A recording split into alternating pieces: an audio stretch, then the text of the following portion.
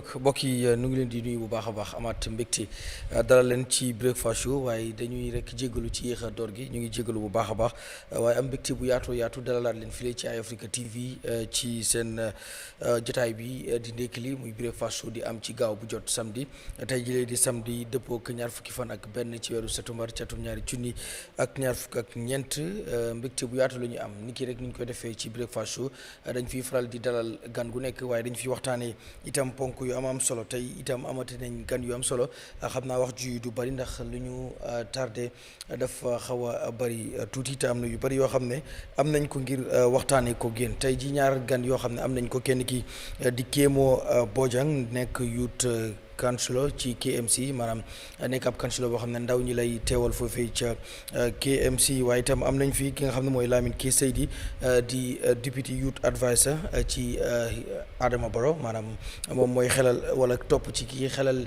njiiti réew mi ci wàllu ndaw ñi moom tamit dinañu fi fekk dinañu waxtaanee ponk yu am solo tey fii ci biir réew mi yoo xam ne soxal na biir réew mi dinañ ko waxtaanee ci kanam incha allah su ko defee rek ñu fàttali leen itam nag ne yenn yi nga xam ne itam nañ ko fi waxtaanee dina bokk ci lii di constitution bi muy draft constitution bi ndax wax naa leen ne media bi rôle bi nga xam ne moom lañ ci am ngir play ko mooy di indi stakeholders yi di indi ñi nga xam ne tamit seen xel màcc ne ci wàll bi ñu waxtaanee ko fii ak muy dem fi nga xam ne muy ci pencum ndawi réew mi muy ci National Assembly bi fii ak ñu ci jël tamit li nga xam ne mooy ndax dafay jàll ngir mu dem référendum am déet loolu yëpp ñun suñu rôle la ñu ci wax dinañ ci far di wax saa bu ñu amee jotaay ak ñi nga xam ne ñooy askan wi dinañ leen ci waxtaanal ci itam dinañu waxtaanee lu jëm ci wàllu NAWEC gis nga ni contrat bi nga xam ne moo dox ci diggante NAWEC ak Senelec jur na coow loolu itam dinañ ci waxtaan ñoom itam ku ci nekk indi ci li nga xam ne moom dinañ ubbi tamit bu mu jokkoo gi tey incha allah yéen itam ngeen mën a joxe seen xalaat ci wàllu wi daañu waxtaanee lu jëm tamit ci Gambian soldiers yi nga xam ne daal dinañ National Assembly approuve na ngir ñu deploy leen fi nga xam ne moo di Sierra Leone yooyu bokk na ci li nga xam ne dinañ ko fi waxtaanee tey daañu waxtaanee itam di reserving part of Abuko Nature Reserve ginnaaw ba nga xamee ni government bi nañ waxtaanee nañ ko ci cabinet bi ba tàmbali ci xalaat ngir jéem koo def loolu dinañ ko waxtaanee ak yeneen yoo xam ne itam nañ ko waxtaanee dinañ waxtaanee itam politique ndax itam du ñu mën a indi ñaari gan yi la muy KEMO BOJANG ak it nga xam ne mooy LAMIN SAIDY te duñu àddu ci li nga xam ne itam mooy wàllu politique loolu itam dinañ ci waxtaan bokk yi su ko defee rek ñu nuyu KEMO BOJANG moom ñu daal di koy nuyu su ko defee rek bàyyi ko mu nuyoo koy ñuy seetaan KEMO BOJANG nuyu nañ la waaye am mbégte bu baax tamit séq ak yow jotaay bi ci Eyeafrica TV. waaw fay naa la bu baax a baax kontaan naa trop ñëw fii parce que bii du première time ou first time bi nga xam ne nga ma invité. waaye yàlla def na time yooyu yëpp mënut a possible remember naa beneen bi moo nekkoon si time yi OIC bi waaye kontaan naa trop ñëw fi Eyeafrica tam ñu ngay def liggéey bu baax di xelal ñit yi di jox ñit yi information parce que information mooy yee dëkk bi so te nit ñi war nañoo xam lan moo nekk di dox seen dëkk tak naka la ñoo mën a play part si développement boobu so maa ngi leen di sant di leen gërëm di leen wax a big thank you pour loolu lañ ma invité si plateforme bi fii. jërëjëf mi ngoog su ko defee mu ngoog suñu beneen gan gi moom tamit mi ngi fii di LAMIN SAIDY xam naa ci kanam tuuti technicien yi ñu daal di koy dugal moom it mu soog a ñëw nuyoo ni ki ni ñu leen ko waxee rek noonu la KEMO BOJANG mooy suñu gan moom di youth councilor ci KMC waaye bokk itam ci langue gi di UDP dañuy waxtaanee tey ponk yu bare xam naa dañuy ñëw dooree ko rek ci KEMO BOJANG fi ñu njëkk a ñëwee rek mooy yow da ngay représenter ndaw ñi fi nga xam ne mooy KMC ci loolu nag ñu gis na itam lu bari ci askan wi itam wala ci ndaw ñi ndax Gambia boo jëlee téeméer boo jël li ci ëpp ay ndaw leen maanaam boo xoolee 65% wala 75% ci Gambian population ay youth lañ so yaa ngi représenter youth ci fi nga xam ne mooy KMC waaye gis nañ ne ndaw ñu bari ñi ngi disparate ñii di dem ba mu jaral leen ñii di jël gaal yi ci wàllum ñaa ko xëy ndax toogaay bi nga xam ne yaa ngi koy toog KMC yaa ngi bàyyi xel ndaw ñi di waxtaan ak xëy na autorités yi nga xam ne mën nga di waxtaan ak ñoom ci gis ñu gis tu ndaw ñi su ko defee ñoom it ñu mën a am ci luñ jàpp ba du leen jaral du am benn pression buy tegoo seen kaw ngir ñu mën a jël li nga xam ne moo di wàllu bag wi. waaw ñu ngi def luñ mun parce que balaa man maay ñëw KMC man sax xaw ma woon ne KMC amoon na représentative fi ndaw parce que amoon nañ divide bu mag mi nga xam ne moo nekkoon diggante local government council si ak tamit nit ñi nga xam ne la ñoo représenté waaye alhamdulilah depuis bu ñu ñëwee council man loolu laay di bugg di wax mooy ne wala man lu ma di bugg di wax mooy ne KMC tax nañ wala yokk nañ value si local government governance si Gambia bi wane nit ñi ne seen taxi fu ñoo dugga war ngeen see gis profit wala waaw wala war ngeen see gis seen boppa man bu ma njëkkee ñëw KMC lu ñu njëkk a def mooy dañ def too ak mayor bi mi nga xam ne mooy mayoral too bi bu ñu ko defee ñu waxtaan ak ndaw ñi ñu gis ne ndaw ñi problème yi ñoo leen sonal benn bi nekk comme loo ko waxee access to finance parce que liggéey nekk na li nga xam ne difficult na trop pour ndawi Gambia am ko loolu nag du problème yi ay du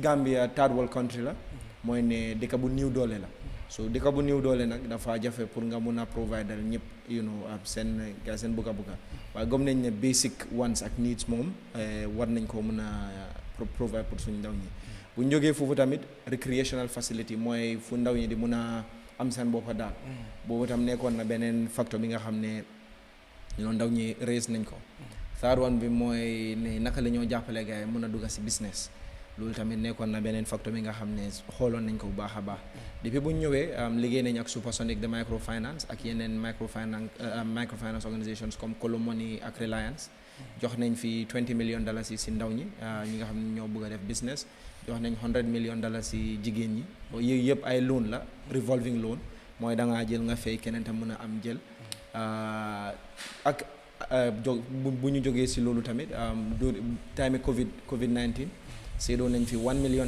mi nga xam ne dañ ko def project ñun ak ICT pour seet naka la ñoo jàppale business kat ndaw ñi nga xam ne covid bi sonaloon na seen business yi ñu jógee si loolu nag tuk-tuk yi tamit ak bajkaay yi bokk nañ si organisation or institutions yu njëkk si Gambia ñi nga xam ne jox nañ ko as a facility jox ko ndaw ñi nga xam ne bëgg nañoo dugg si business boobu te tamit bu ñoo sampa marché bu ees bu nekk dañoo make sure ne 40% of marché bi nañ ko jox ndaw ñi parce que comme noo ko waxee gis nañ census bi génn na yàggul te census bi wane na ne 3% of the population rek moo nekk above the age of 65 so wane na ne Gambia very youthful population la so ndaw ñi ñoo gën a am comme ni noo ko waxee almost fanaa léegi dem nañ 72% yëpp ndaw lañ si Gambia bi te KMC nekk na mooy urban center mooy commercial center so ñu bari nag fii la ñoo ñëw uti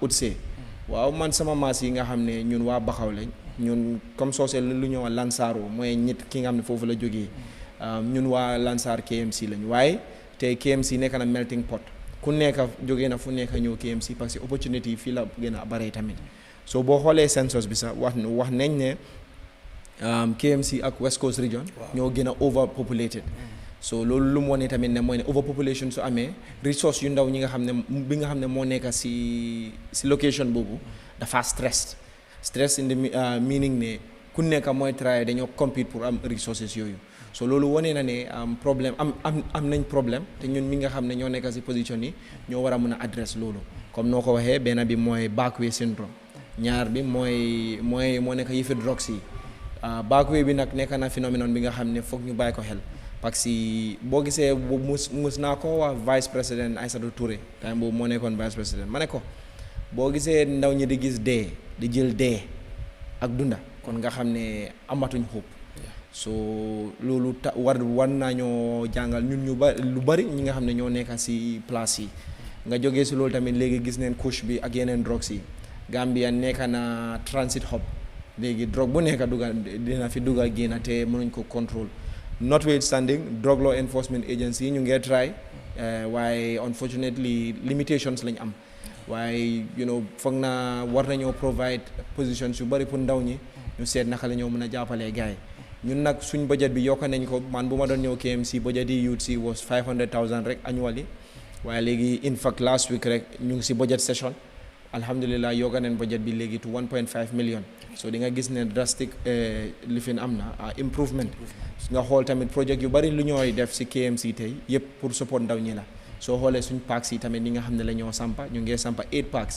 ni nga xam because gis nañ ne sports tey avenue la bi nga xam ne ndaw ñi mun nañ ci jëfandikoo jàppale seen boppa man suma jarbaat moom tey mu ngi play football moom mu ngi play Reims dem na loon fële Zurich so Adama Bojang man suma jarbaat la man gis naa lan la ndaw mun a am si football so ñu ngi provide avenue bi pour seet naka la ndaw ñi tamit di mun a jàppale seen boppa daal te nekkul rek si wàllum jànga bi parce que ñëpp nekkuñ jàngakat waaye sport tamit beneen avenue la bi nga xam ne mu ngi jàppale ñu bari nga xool tamit si métier bi in fact man damay bëgg di wax ne dëkk mënut a développe bu nekkee ne borom métier yi jàppale wuñ leen supportuñ leen te Gambia loolu la ñu war a understand toog si classe jànga am na solo waaye mun a def dara ak sa loxo yi tamit moo ëpp solo parce que tey man ak yow yëpp lu ñoo use wax borom skill moo ko defar toogu yuñ toog borom métier moo ko defar you know mobile phone yu ñoo use technology bi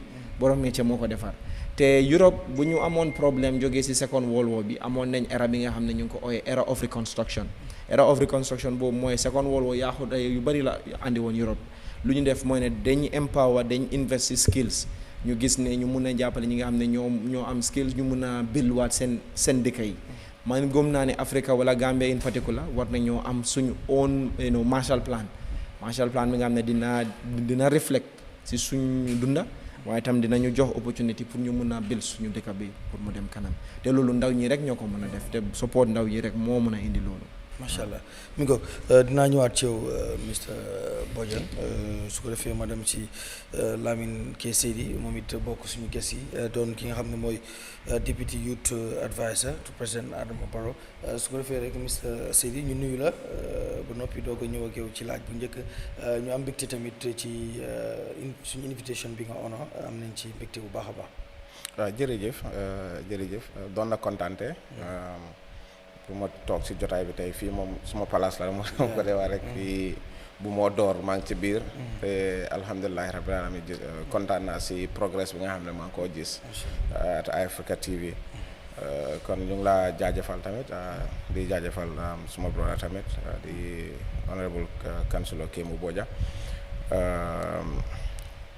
it's a pleasure coming here. Thank you laaj bu njëkk bi rek laay laaj bi ko sa fii ñëpp ku ci nekk fi nga nekk ndaw ñi nga nekk di teewal muy yut si ndax yow tamit fi nga nekk ci His Excellency président Adama Barrow bokk nga ci ñu koy xelal jëm ci wàllu ndaw ñi te gis nañ ne Gambia ni ki niñ ko waxee rek boo sukkandikoo ci population census bi génn yi nga xool statistical di nga xam ne ndaw ñi ñoo ëpp ci réew mi te tey jii ndaw ñi ñu ngi jooy ñàkkum xëy ni léeg-léeg sax lu gis ci li ñuy duppee illegal migration muy dugg ci gaal yi ñenn ji si ñàkk seen bakkan ndax yow ni ngay teewalee ndaw ñi wala di xelal njiiti réew mi ci wàllu ndaw ñi yaa ngi koy advice ci nan la muy jubloo ci xëyum ndaw ñi ba nga gis ne lu jëm ci wàllu illegal migration ba ndaw ñi dee ci géej gi te yëpp yu ko waral bokk na ci xëy na ñàkk yaakaar wala ñàkkam xëy ba tax ñuy jël gaal ndax yaa ngi ciy xelal njiiti réew mi maanaam yaa ngi ko advice ci wàllu boobu.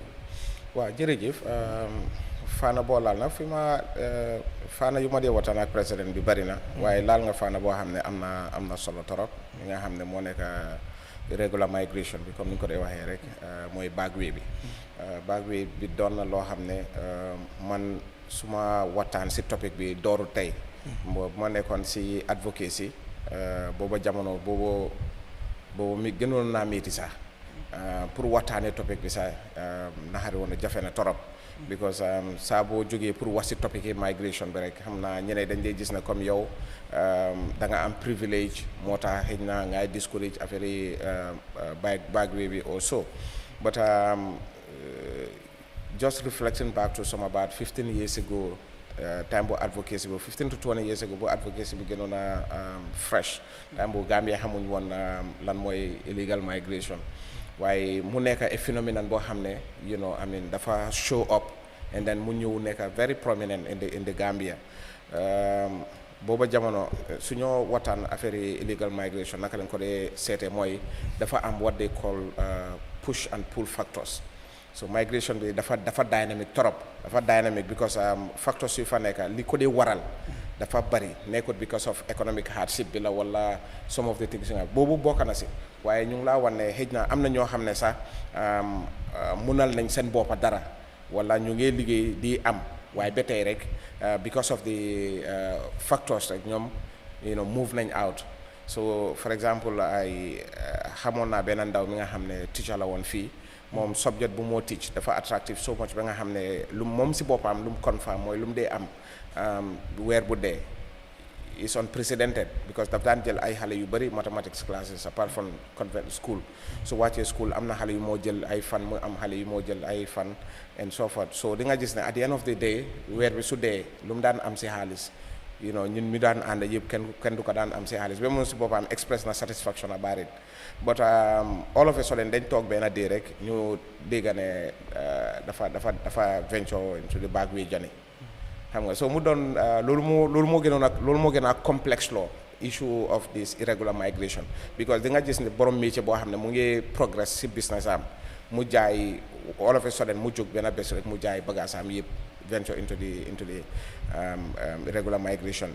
So waaye at the level of nguur bi ñu ngi def suñ kent lay kattan pour because président bi si boppam yéeg na ko xam na ko because moom Gambian la fii la juddoo fii la yaroo te toog na si daj yi te boor bu mu bàyyeekoo am na ñu bëri ñu nga xam ne ñu ngi jógee foofu noonu di dem back way bi and so dañ ko dee waxtaanee te nguur bi jël nañ si ay jéego yu bëri pour gis ne in terms of coastal patrol bi ñu enhance ko waaye again also in terms of activities yi nga xam ne ndaw yi dinañ si mun a yëngu ba ñu mun a am li nga xam ne xëy na dina leen mun a sustain waaye which is very difficult that part bi moo gën a difficult lan ngay defal nit ki mun a sustain boppam ba mu satisfy boobu jafe na trop because soo seetee even professionals nit ñi because moo tax ñu laa wax ne irregular migration kenn mënu koo stop that's loolu moom is obvious that nobody can stop it because soo demee even in advanced countries for example people are migrating am na ñoo xam ne tey ñu ngi jógee bitim réew America Europe and other things ñu ngi ñëw Gambia fii di liggéey as expatriates and so forth. So migration moom is a normal practice. Li ñoo experience as Gambia and other sub-Saharan African countries moo nekk di irregular migration bi nga xam ne loolu la ñoo venture jël gaal dem because nit ñi loolu lañ gis as a means to travel because bëgg ngaa travel amuloo the means to travel probably xëy na xañ nañ la kii try nga through the normal process bi amuloo nga gis another way to so loolu complexe loo na ko suuf ba nga xam ne di nga gis doomi borom alal muy embark on irregular migration for example muy fay gaal di dem so that makes it so complex and critical that but as a government moom li ñu war mooy try to create more job opportunity pour suñu ndaw yi but that is not the assurance that's not an assurance that ne ndaw yooyu noonu nañ dëkka gën a ubbi bunti métier yi pour ndaw yi mën a jàng métier because councilor BOJANG wax na ko fii ne métier doon na loo xam ne xëy na Gambia ni fulaluñ ko because loolu fan la dooree mooy because affaire migration bi yëpp am na comme nu ma la waree push and pull factor boobu noonu yow si biir kër bi nga nekk kapinta yaa ngi dem di daan sa doole xëy na yaa ngi mën a providal sa bopp providal famille bi nu mu tuuti waaye ba tey famille boobu gis nañ ne loolu noonu du dara pour ñoom daal kenn mënut a tekki si métier Gambia wante waaye léegi comme because suñ school system bi in the first place booba jamono loolu la ñu jàngal mooy soo demee ba grade 12 wàcca rek yow da nga war a dem toog si biir office ba tax na ne ñëpp school because suñu système bi loolu la ñu prepare waaye léegi ñu ngi gis transformation because TVET programme si ñu ngi koy expand di gën a xamal nit ñi nit ñi pour ñu gën a mun a understand that ne métier mun na laa jox anything and ba soo amee métier sa tukki daf la dee mun a sa opportunity si daf dee mun a expand moo foo xam ne foofu ngay dem as a receiving country bi fu nga dem so yes president bi is aware he is very concerned and ñun tamit ñu ngi jël ay jéego moo tax soo seetee tey for example National Youth Service Scheme bi right now ñu ngi recruit ay ndaw to instill patriotism in them, to instill nationalism in them, and to also build their skills. Because ndaw yooyu noonu yëpp ñu nga xam ne over 200 ndaw yi nga xam ne ñu ngi dem NYSS right now through recruitment ñu yëpp ku si nekka dafa am métier bu moo taana bi nga xam ne moom su paree loolu la moo dem as a trade. You are aware that the graduate program bi nga xam ne sax dem nañ ba university jeexal National Youth Service Scheme is trying to initiate a program called graduate program for them so that dañoo dem on paid internship ba balaa ñoo jeexal. damay delluwaat ci loolu si wàllu irregular migration bi nga wax gis nañ fi prime ministre bu Spain mu ñëwoon ci Gambia fii visite li ko fi doon bokk na ci wax nañ ne dañ signé memorandum of understanding muy benn nangutoo boo xam ne mu jëm ci nas la ñu def migration ci la bokkoon later on gis nañ tamit spokesperson of the government génnoon na mu di react ci ne dafa am ñoo xam ne ñu ngi ci ginnaaw di recruit ay nit pour di leen wax ne dañ leen di yóbbu Spain pour wutal leen métier yi ngir ñu liggéey yu mel noonu so bot ñu bëri di wax ne mistake bi fu mu amee mooy bi kii ñëwee government bi génne nañ press release xamal nañu sign nañ into bilateral ci diggante bokk na ci li nga xam ne mooy migration and security but detailuñ out lan ak lan lañ tëxañ ci biir moo tax xëy na loolu soo ban jàngat nga am ci loolu ndax foog nga ni tamit agreement boobu ñu kii dañ fa sóoraale ndax ñu bari sa jàpp nañ ne bu ñu demee ba dañ war a jël ay Gambians yóbbu leen fi nga xam ne mooy Spain pour xëy na ñu mën a dem foofu liggéey ci because of Spain gis nañ ne ci wàllu am nañ jafe-jafe ci yenn area yoo xam ne soxla nañ ay nit but ñu bari tiit nañ ne est-ce que bu ñëwee duñ ko jéem a politicize.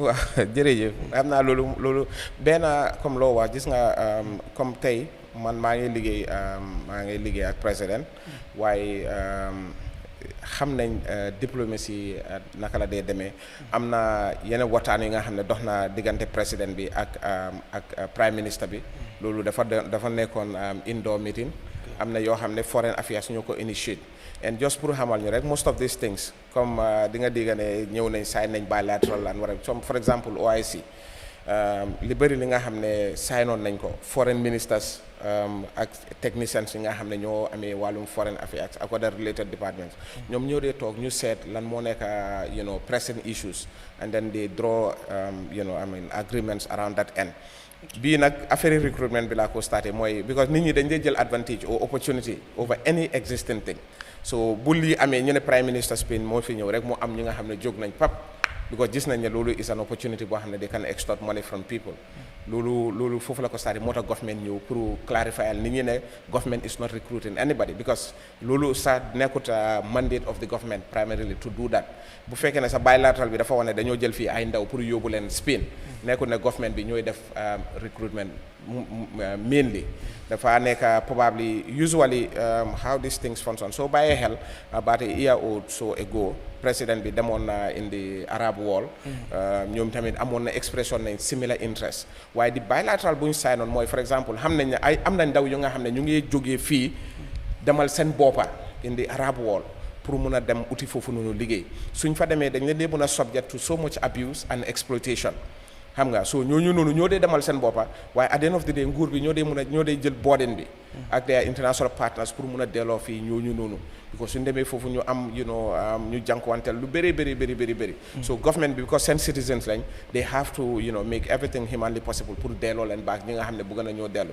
wala change seen situation am na ñoo xam ne téye nañ leen foofu noonu si kaso nguur bi dañu am pour jog use diplomacy to get those people out of kaso boobu waaye ñu bëri tamit mënuñoo am contact with their families so moo tax Gambia government liggéey ak international organisation for migration ñu doon repatriate ñooñu noonu baag nga soo demee fii within Africa fii sax Egypte ak ay Tunisie yooyu noonu mu am Gambien yu bëri ñi nga xam ne they were stranded there suñoo dem nguur bi di ko yéeg waaye suñu demee ba am jafe-jafe rek it comes back to the government because government is the primary duty bearer in terms of providing for its citizens maanaam nguur bi ñoo amee warugal bi si ñoom la lu tax government mu nekk primary duty bearer government bi ñoo amee keesi réew mi government bi ñoo dee collect l'impôt bi ak so that places government at a position of duty bearer primary duty bearer so moo tax suñ demee bay càng government bi mënuñoo toog ne yéen a demal seen boppa kon ñun mënuñ ci dara so government has to go and deploy resources again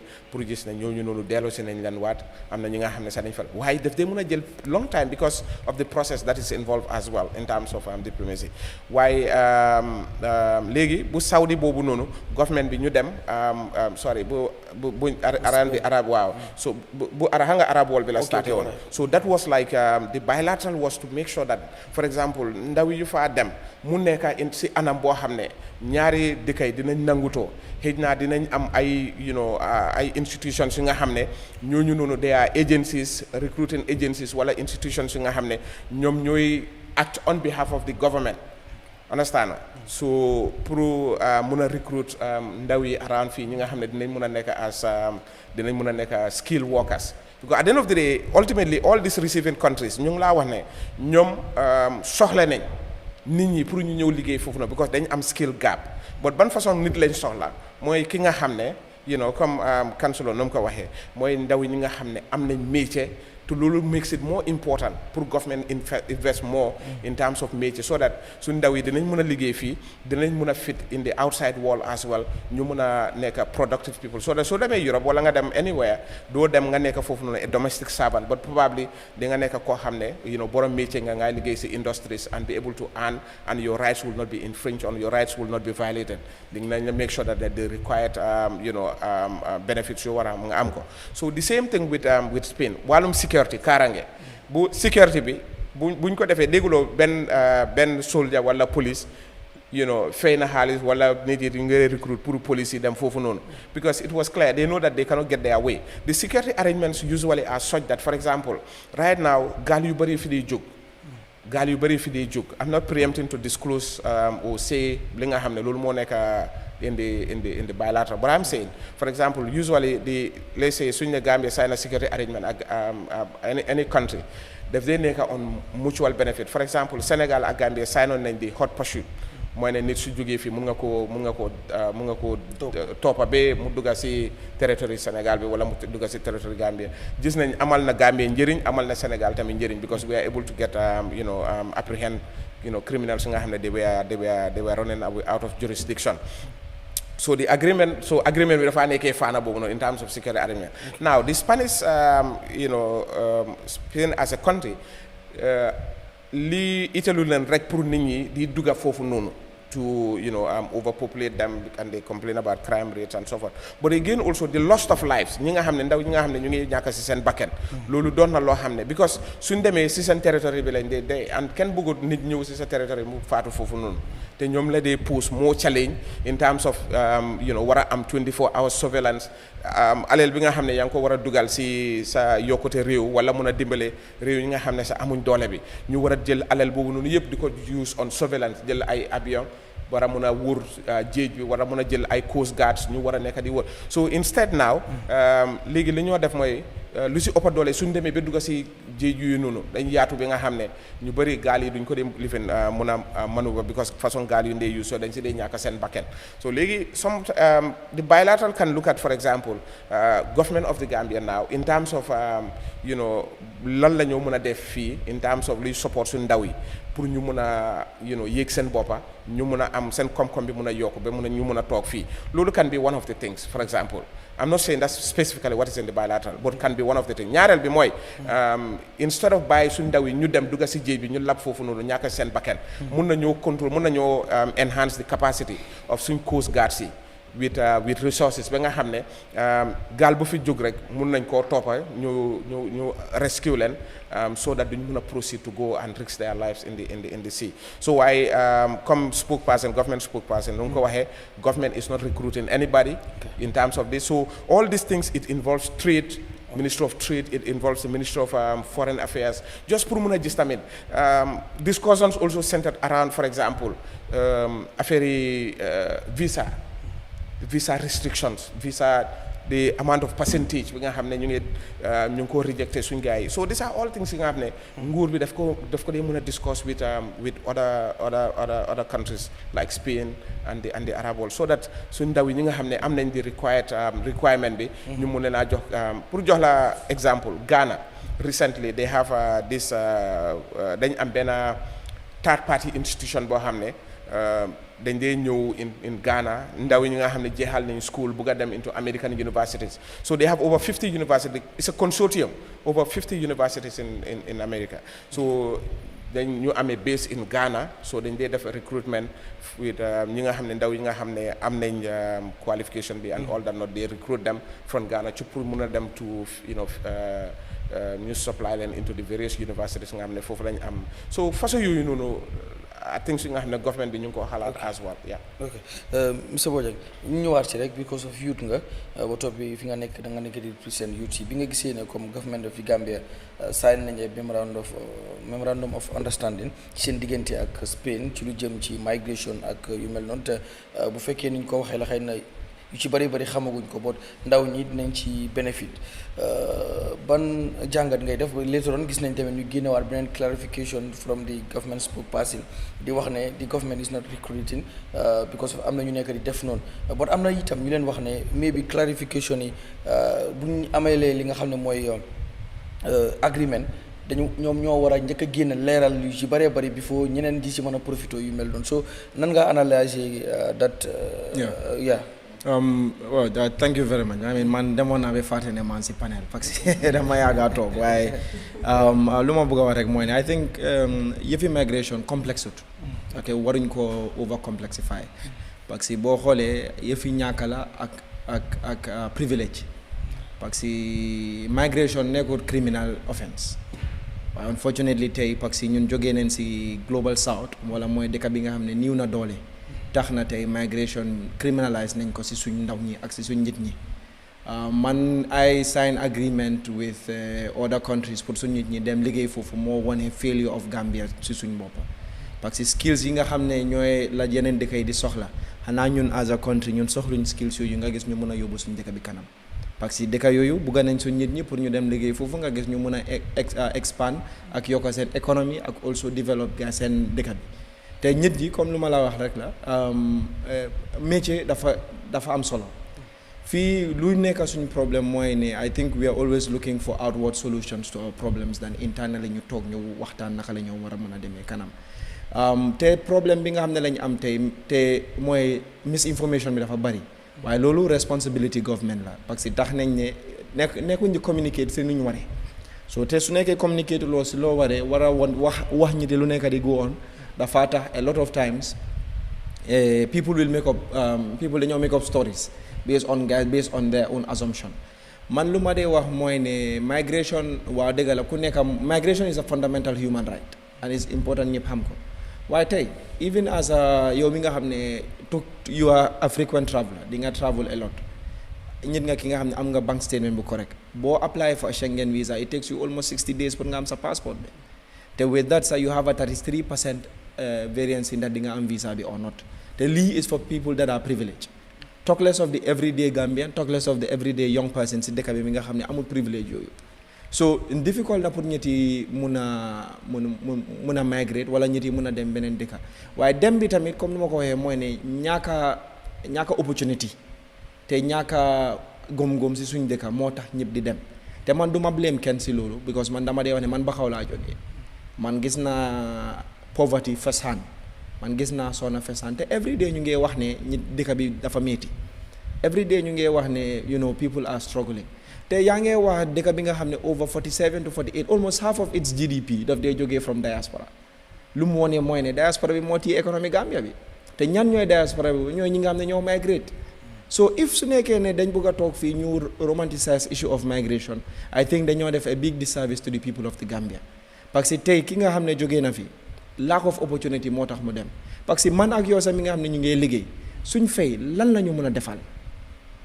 tey sàcca bu bari bu ñoo wax yëpp si government bi ak si all of these institutions ñaaka moo tax yes area council because gis nañ si Brikama area council under an NPP chairman gis nañ sàcca bu fa am so man ñëw ma fi pour xëccoo man lu ma fi ñëw mooy ne pour ñu address issues of the Gambia ak issues of young people of this country sàcca bu am fii si dëkk bi te nekkul government rek even si private sector bi ñaata yoon la ñoo toog ñu gis ne li fi nii ñu ngee toj gaay bureau yi te liggéeykat yi bureau yi sax ñoo koo def because lan la ñu ngi toog si under a lot of pressure man I know how many calls I get on a daily basis ñi nga xam ne ñooy ñaan ndimbal moom xam na ñaata call la de am on a daily basis lan moo tax parce que ñetti soosee lu ñu dee wax jikko dañ am hope xaw ma naka lañ ko waxee si olof waaw yaakaar dañ am yaakaar si yow waaye loolu lu mu wane mooy ne man lu ma dee ñaan mooy ne waruñoo toog ba man lu ma dee ñaan mooy ne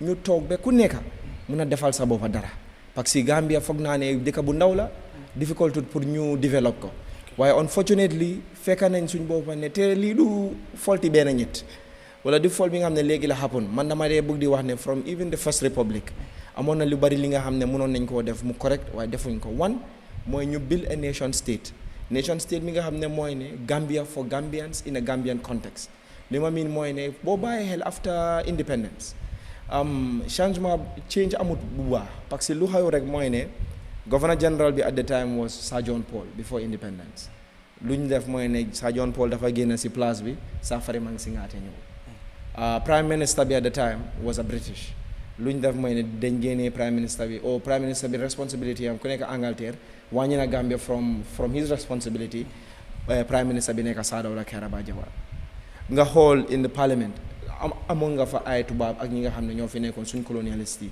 lu ñu def rek mooy ne ñun dañ replace ñooñu in government waaye billuñ système mi nga xam ne mooy sampa dëkka for exemple tey nga xool naka la ñu institutionaliser ou indigenize mooy Gambian industry bi tey nga xool industrie yu bari unfortunately Gambian yi nekkuñ di leen manage waxuma kenn ne Gambian rek moo war a manage industrie yi waaye ñun tamit war nañ si am doole mi nga xam ne suñ économie bi mën nañ koo contrôle dëkk bi nga xam ne over 80% of lu moo lekka wala lu moo sol wala lu moo def dañ koo import dafa difficult trop pour dëkk boobu mën a dem kanam te because once you don't produce doo dee am bargaining or doo dee am taxaweekaay when it comes to international trade or basis of international economy tey ñun suñu consumption bi moo ëppa suñu production loolu su loolu amee nag ñu lay jox ñoo laa mën a contrôle man for example xaw ma lu tax Spain or any other country war a wax ne dafa control migration because man na lu ma wax la migration fundamental human right la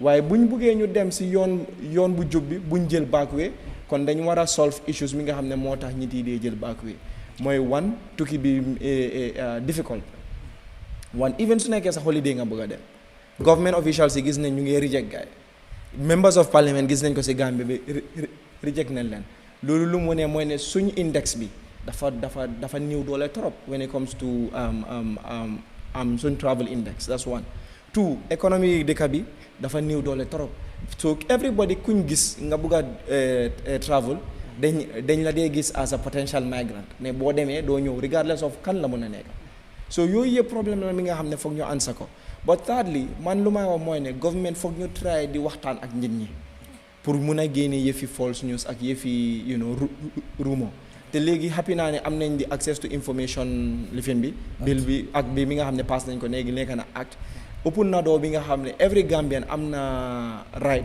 pour dem laajte any information bi nga xam ne nga bugga waaye man lu gën a sad mooy ne in as much as bugga nañoo bill bilaterals ak yeneen dëkka waaye bilaterals yi war nañoo nekk based on fundamentals bi nga xam ne dafa nekk win-win situation pour both countries for example wax na fi hot pursuit bi man foog naa ne loolu even though it was made in the early days of the coalition government I think it was not the best in our interest as a country because gis nañ fi problems yi nga xam ne suñ border towns yi amoon nañ issues yooyu with Senegalese forces even though while you might say ne one or two people or one or two culprits have been caught in the jurisdiction of Senegal waaye gis nañ fi problems yi nga xam ne Senegalese forces have shot Gambians si border towns yi ak villages yi yooyu yëpp security risk lañ gis nañ yenn bilaterals yi nga xam ne sign nañ ko for example with China when it comes to the fisheries sector it was not in our best interest even sign nañ fi bilaterals yi nga xam ne am nañ ko with Senegal it was not in the best interest of the country man I think what we need to do as a country mooy dañu war a toog ñu am foreign policy bi nga xam ne it is strategic and it is a strong policy bi nga xam ne dina reflect Gambia's position in the international scale waaye loolu tamit even su nekkee am na man I think it can be built more I am happy ne si civil service am nañ people like ambassador Lang Yabo ñi nga xam ne they are astute civil servants ñu ngi def seen kéemtalaay kàttan pour support dëkk bi te bari na si civil service bi ñi nga xam ne bugga nañ dëkk bi ñu ngi support dëkk bi pour seen naka lañ because man dama dee wax ne boo doo mën a nekk si dëkk ñaanal loo dëkk bi jaama konte loolu konte yow sa patriotisme war nañ koo xool waaye tamit war nañoo am a broader perspective bu ñoo xool issues waruñ koo xoolee at a very micro level macro analysis lañ war a def seen naka la ñoo mun na développer in international schemes for example tey président bi bu moo dem hajj wala umra ak den su jógee umra dem UN si UNGA bi mu ngi charter flight loolu tey at this point in time yi nga xam ne just 2 or 3 months ago government génne woon na ne dafa def embargo on travel. So I don't know lan mooy suñ position, and I think we need to really reanalyze our position in the international scheme. ñu seet lan moo ñu favor ak lan lañ mën a def pour dëkk bi dem kanam, and I think lii based on frank conversations lañ war a am. Nobody is saying ne ñu nekk government nekku ñu def seen kéemtalaay kàttan, waaye ñun ñi nga xam ne ñoo nekk si biti gëm nañ ne lu bari mun na see yokku mi nga xam ne mun naa yóbbu dëkk bi kanam. Monsieur Seydi before ñu ñëw ci beneen point bi wax na ko léegi bokk na ci loo xam ne bëggoon naa ko laaj waaye moom kii na ko mooy government kii président bi gis nañ comme travel na fi nga xam ne mooy Saudi doo bi ñu doon joxe news bi waxuñu spécifié wuñ lan la doon def fi nga xam ne mooy lan mooy travel bi foofu lan la war a def foofu waaye bu jógee foofu dafa war on the 23rd dafa war a dem fi nga xam ne mooy pour attend United Nations General Assembly muy 79th édition bi so nit ñi ñu bëri ñu ngi wax na comme flight bu mu caata te gisoon nañ travel ban bi doo waxoon nañ am na exception am na bu fekkee ne dafa war a travel maybe loolu ci la bokk pot information bi nga xam ne jot nañ ci xëy na ni mu waroon a leeree coow ñu bëri dañ dee blame tamit government bi si wàllu boobu once it's come to like informing the public daf ci am léeg-léeg sa nga contact leen pour ñu ñëw gën a mën a leeral bot pour nga am leen tamit problème lay doon so njiit réew mi tukki bi nga xam ne def na ko Arab muy Saudi Arabia ñu bëri ñu ngi ci rumandaat ne xëy na ñu ngi koy wax ne mi bi mu ngi yàq li nga xam ne mooy koomu réew mi parce que bu war a jugee foofu continuer waat def mu yónnee mënu naa gër rek dem fi nga xam ne mooy United Nations General Assembly pour atteindre loolu so ban sa réaction lan lay doon ci loolu balaa ñuy ñëw ci suñ beneen topic mooy draft constitution bi. waaw just pour react quickly rek. waaw balaa maa ñëw si loolu. KEMO am na faana bu mu wax. mu ne migration complex te waruñu war a. migration foog naa di social scientists and all that ñi nga xam ne ñu ngi yëngu si faana agree nañ in that the migration is very complex. No, but when you say complex, what do you mean? Because I think it's complex because it's not attributed to one factor. Difficulty more or poverty more or so. Because but man luma buga ñu xol moy ne in our context as a country xam nga when you talk about migration is a global phenomenon. Exactly. But when you talk about in Gambia's context lan moo tax nit ñi dee migrate man loolu laa buga ñu xol time yi President Jammeh migration was political in a sense because there were a lot of people ñu nga xam ne ñu doon migrate ñu doon dem on exile right tey there are a lot of social issues because based on ne am nañu and admiration, you know, these are people who are even at the center of these things. So just for work KEMO let him be assured that government may mun nañu am ay erreur sometimes wala at the time of signing those bilaterals nuñ ko gisee in terms of the technical perspective ak moom nu mu ko gisee xëy na dafa am difference waaye the fact that we have people within our civil service or public service nga xam ne they are highly credible and they have the competence and capacity, they will continue to protect the interests of this country. That fooguma ne there is anybody in our civil service ki nga xam ne dina prefer sign a bilateral boo xam ne suñu ndaw yi dañoo dem dee si géej bi. I'm not sure anybody will do. So, and I want to commend Lang Yabo as well, Ambassador Lang Yabo, for the Permanent Secretary of the Ministry of Foreign Affairs, and his entire team, in terms of the role that they play. That day, if you sit in that hall and listen to the remark, being a hamne lula, PS Yabo, issue, it was very revealing, it was very touching, and it was also very factual. This is a career diplomat. I'm spending a lot of time around that end. And in his statement, he did emphasize the benefit that the Gambia stand to gain from that bilateral. The amount of Spanish citizens who talk Gambia is very minimal. Very minimal. But the number of Ndawinga Hamnenyungi in Spain is way more, and they are contributing to our economy. In terms of signing of bilaterals, I think it's to the Gambia's interest more than any other country. We stand to gain more. Because let me tell you this, whether we sign those bilaterals or not, whatever the circumstances, our people will move. No matter how much industries you build in this country, our people will move. And I'm happy that KEMO in his introductory remark, or in his one of his statements said Gambia is a third world country bi nga xam ne we are resource constrained because amuñ natural resources nga xam ne like other countries do. We are not natural resource endowed bi nga xam ne dina mën a keep suñu economy. Soo seetee fii tey pour defar yoon in the Gambia ak defar yoon in Senegal it costs us more than Senegal because Senegal have the natural resources pour mën a defar yoon tey ñu ngi ni ñun basalt bu ñoo liggéeyee suñ néegi Senegal lañ ko jëlee tey pour nga mën a sampa fii self contained let's say 2 bedroom and a parlour and whatever mun nga koo xaalis boo ko spendee probably according to experts mun nga koo sampee taax in Senegal because of the the materials are available there. We are not producing those materials, they're all coming. So we advantage in terms of advantage point. These are things yu nga xam ne tamit mun loo ñëw no government can come and invent that because they are natural. Munu ñëw rek ñu créer ko into academy. So now moving forward, for example, raised the issue of travel ban. The government's travel ban was very clear.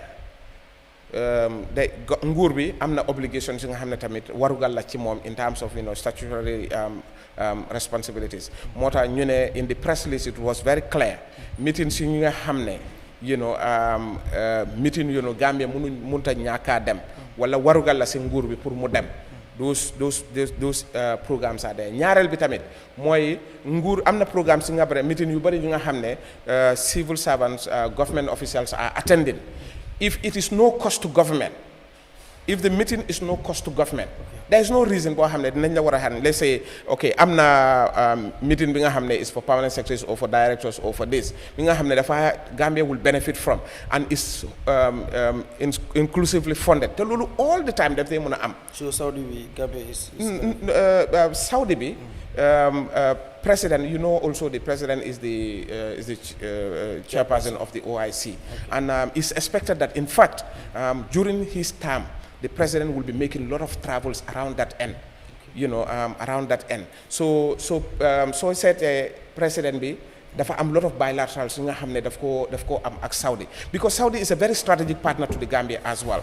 Honestly, apart from the OIC, the president being the chairperson of the OIC, this was a trip boo xam ne it was planned prior. Waaye soo seetee the strategic manner bi nga xam ne the office of the president boobu lañ initiate pour président mun a travel because lu waroon a am mooy président dafa waroon dem Saudi mu dellu si and prepare for the summit. But it was so strategic that they were able to put these things together so that because when the president moves, and that's why President Barrow oftenly, even with this, they delegate the vice president to go to meetings we attend. We have to also accept the fact that we created these offices and it comes with responsibilities. It comes with cost. Understand? So when the president moves, it's not any ordinary person who is moving. The president moves with a lot of resource intense budget. That is all over the world. So Mota president bi mom si bopam so counted the number of GA, the General Assembly meeting fi nga xamne president attend nako is very minimal. Often the vice president lay yogu. A lot of meetings nga xamne mom si bopam dañ ko invite and he is a special guest. In fact, some of the host countries they take care of the budgets of his flight and all that not. Most of the time they am. But probably all those details have to be put in the press release that the president is traveling here, is funded by this thing, is funded by the, which is going to be very difficult also because, no, what I'm saying is, we also have we have an office, it has to also have, some... No, but I think man mange fail tax. Mansuma tax the president of the republic was voted for by people. He's the president and he has privileges. Why you can do I think that the blockade of civil servants traveling is a very wise decision? No, because I do believe Saudi is a strategic partner. Every country is a strategic partner to Gambia. But they're more strategic. It's different. The status is different. No. I agree to that. But what I'm trying to say is, every opportunity we have, I think we must exploit it. I agree. But what we are saying is, President, there is no reason why President be monitor them with a minimal team. That's my point. One. If they travel a minimal team, Honorable. But then, Honorable, let me say this. But then when you charter a whole flight, it is not sending a lot. No, Honorable. But let me say this, Councillor. Let me say this. For example, in fact, I can tell you for free that the last travel to China, some of the delegations have to travel with commercial flight to go because the size of the flight that was hired. It's a very, compared to other chartered flight nga xamne da nga jël plane nga, because the more bigger plane you nga jël, the more costly it is. So I can assure you this, that the president is very, in fact I'm on a better time nga xamne the president was traveling here, which is, in my view, I would never have exposed the president to that. Dafa jël a commercial flight to travel. We all know the risk of that, your president traveling in a commercial flight. So I'm on his way. I swear to God, I'm telling you with personal conversations that I have with the president. So I'm on his way.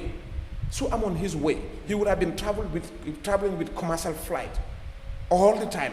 But because we have more security and protocol wise, it's not acceptable. Why really won't be determined? I'm on a time, come to explain that. Some of these meetings when the president is traveling with, some of them are not even funded. The flights and everything are not funded by the government. Yeah, why? I remember by the time the president was traveling, the flight came through Senegal, picked up the president of Senegal.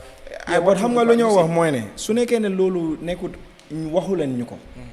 Moo tax ma ne the government must do better in communicating with the people. And I think we are improving. Because, well, yeah, but then what I'm trying to say is, recently, most of the communication we have seen has been more of firefighting and defensiveness. I disagree. I disagree. No, but let me finish my point. Because, man, I think most of the time, these things don't even need to be debate topics. Because they need to be things that should be clear to the general public.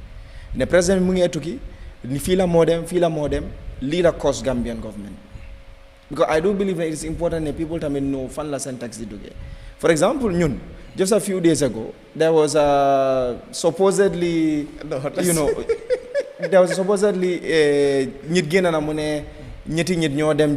passport Talib Bensouda, it cost 100 and something thousand. We found there was news to come and repel that but this is going on. Even though I do agree that these are basic things, one could think that they are not necessary. But I think based on the fact that our historical trajectory when it comes to governance and being financially feasible, governance. So, put build confidence in people, put you understand, okay, these people are really trying to save cost. It's important some of these things are put out there. Because even it is not in the first press release, but if people ask questions, I think it's important to clear, okay, Plane B, for example, was no cost at the Gambian taxpayer, or Plane B la cost Gambian taxpayer. I think it will clear a lot because man foko manesane yi warna neka topic zinga amne warna ñoo talk on a platform diko waxtaan. No topic waxtaan bi mo fa I'm not sure that it was even a topic, but it is important that I am here and now it is raised te fogg na mom raised nako, and I don't think it's a practice anywhere including the local council, but it's important that probably I trust in his wisdom that it could be important to communicate some of this basic information. But just to say, there is a lot of security issues around the information that comes around the presidency, because of security reasons as well. Yeah, please. All right. Mingo, xam naa bu ñu toppoon mbiru ndaw ñi loolu rek war naa nekk li nga xam ne mooy su boppam, but ni ki ñu ko defee rek am na yeneen ñu bëggoon a waxtaanee dañu ñëw ci draft constitution bi ni ki ni ma leen ko waxee yéen a ngi seetaan Eyeafrica TV ak foo leen ñu mën a seetaane ci biir réew mi ak ci biti réew tey ñu ngi fi am gan comme kii nga xam ne moo di youth councilor bu KMC KEMO BOJANG ak itam LAMIN kii SAIDY deputy youth advisor. Mr. Bojang, draft constitution bi nga xam ne government bi siwal nañ ni gazette nañ ko di 14 of August jur na coow lu bari ñu bari wax ne approach bi government bi jël ci draft constitution bi baaxut waaye tamit am na ñu nekk di defend di wax ne this draft constitution waruñoo bàyyi mu ñàkk jàll soo yow mën naa la laaj because am na si parti boo xam ne tamit si nga jógee balaa ma laaj mais bi du mën a laaj on behalf of your party but also tamit because UDP NPP kenn mënul wax draft constitution wala pour ñu amee new constitution nga génne si UDP wala nga génne si NPP because of ñoom def nañ ay key stakeholders they are very important so ban jàngat force ngay def ci draft constitution boobu noonu ndax bëri na tamit yoo ay deletion waaye tamit yoo xam ne tamit dugal nañ ko fa buñ ko compare ak ci draft constitution bu 2020 bi nga xam ne daxoon nañ ko ak 1907 constitution bi nga xam ne moom moo nekk di govern réew mi right now. Okay, man, suma position is the same as my party's position. Okay. Like suma party's position has been from the onset. Ne ken gënu ñoo support 2020 draft constitution bi si dëkk bi. Because I remember suñu party bi génne woon na statement di wax ne during the consultation process of the constitution na every party member especially ñi nga xam ne am nañ place si region si ak si constituency nga jël part in this consultation. Because believe on in a constitutional building process dafa nekk process bi nga xam ne is a dignified process ñu jógee foofu consultations yi bu mu jeexee from fii ba diaspora UDP play active role even present ay position paper man sa part de nekkoon naa part of those people ñi nga xam ne present them position paper ñu jógee si loolu a day before the vote for the constitution suñ party leader in 2020 génna woon na def na statement urging suñ caucus bu nekk in parliament pour ñu vote wholeheartedly for the new constitution mu seek support of the Gambian people ak tam mu even reach out to the president ak suñ opposition si wax leen ne support leen constitution bi waaye si loolu ñu gis on the day of bi nga xam ne lañ doon def debate bi ñu gis members of parliament like Majanko Samusa other members of parliament di génna di threaten the international community bu fi nekka di wax ne CSOC ñi nga xam ne ñoo jógee from international community bi ñu ngi try pour influence ak place seen gas and politics ci constitution bi ñu jógee si loolu gis ne even guy accuse though some of these people ne ñu ngi indi things yi nga xam ne they are uncultured pour just change mind yi. When it came to the voting process the UDP voted wholeheartedly for that 2020 draft constitution ñun ñëpp ku nekk si parliament bi ki nga xam ne UDP la woon vote on na yes pour ñu am constitution bu es in 2020 ñu jógee si loolu the position guy dem ñu ne dañ war a compromise the party's position has always been why should 2.5 million or 2.4 million people compromise pour benn nit because loolu question la mi nga xam ne ba tey kenn mënuñu ko answer parce que soo ne mandate of the people nga am nit ñi ñoo la jox doole boobu pour nga mun a nekk loo doon so ñooñu seen warugal ak seen mbaax yaa su waree ñëw foog naa yow as the head of state war nga support loolu waaye gis nañ bu ñu demee si vote bi ñi nga xam ne supportoon nañ président bi ak ñi nga xam ne ñoom si interest président Barrow lañ nekka ñoo voted no for the constitution ñu dem ñu ne ñoom after ñu toog ñu ne dañ ko gazette mi nga xam ne consultuñ political parties because political parties yi génn nañ wax ne kenn consultu leen kon CSO yi génn nañ through tàngu bi na ne kenn consultu leen ñu ne ñoom gars dañ indi a gazetted copy of the Barrow constitution comme man loolu laa ko ooyee the 2024 constitution is the Barrow constitution because constitution boobu dañ ko design pour benn nit because suñ positions of contemplation were 3 places the clause about the term limit ak kañ la term limit bi di door the issue of citizenship ak fàtte naa beneen part bi si waxtaan bi su gën a yaatoo su ma ko remember dinaa ko wax but man lu ma bëgg a wax mooy ne position of the UDP has been ne 116 million lañ invest si constitution bi 116 million bi nga xam ne lañ invest am na ñu ko jox parce que coalition government bu mu doon ñëw dafa ne constitutional reform civil service reform security sector reform gis nañ a bit of action that's one civil service reform not a lot has been seen the main important one bi nga xam ne moo nekkoon constitutional reform bi boobu it was killed boobu bi nga xam ne la war a juddu so tey soo demee ba yow nga change constitution bi def ko pour mu suit sa position nga indil ñu document nga ne ñu accept document boobu I don't see any reason why ñu war koo accept the position of the UDP is ne the draft of the constitution bi nga xam ne Gambian yi boobu lañ bëgga te boobu lañ binda parce que loolu la yow Gambian yi ñoo ko binda parce que consultation bi doomi Gambia ñoo joxee seen xalaat pour mu nekk si constitution boobu na ñëw bu nekkee any changes dina fa am su demee committee stage ñu delluwaat si suñ nit ñi balaa moo dem si référendum bi nit ñi wax ne lii ak lii lañ bëgga mu nekk foofu dañ ñu seet naka la ñoo demee kanam waaye ñun suñ position has always been the same xanaa suñ nit ñi ñu nekk si dëkk bi wax ñu ne bàyyi leen ko mu romba waaye as far as ñu waxut ñu loolu UDP caucus be to support this draft constitution. And man, I've been saying it. Without the UDP, this draft cannot be passed.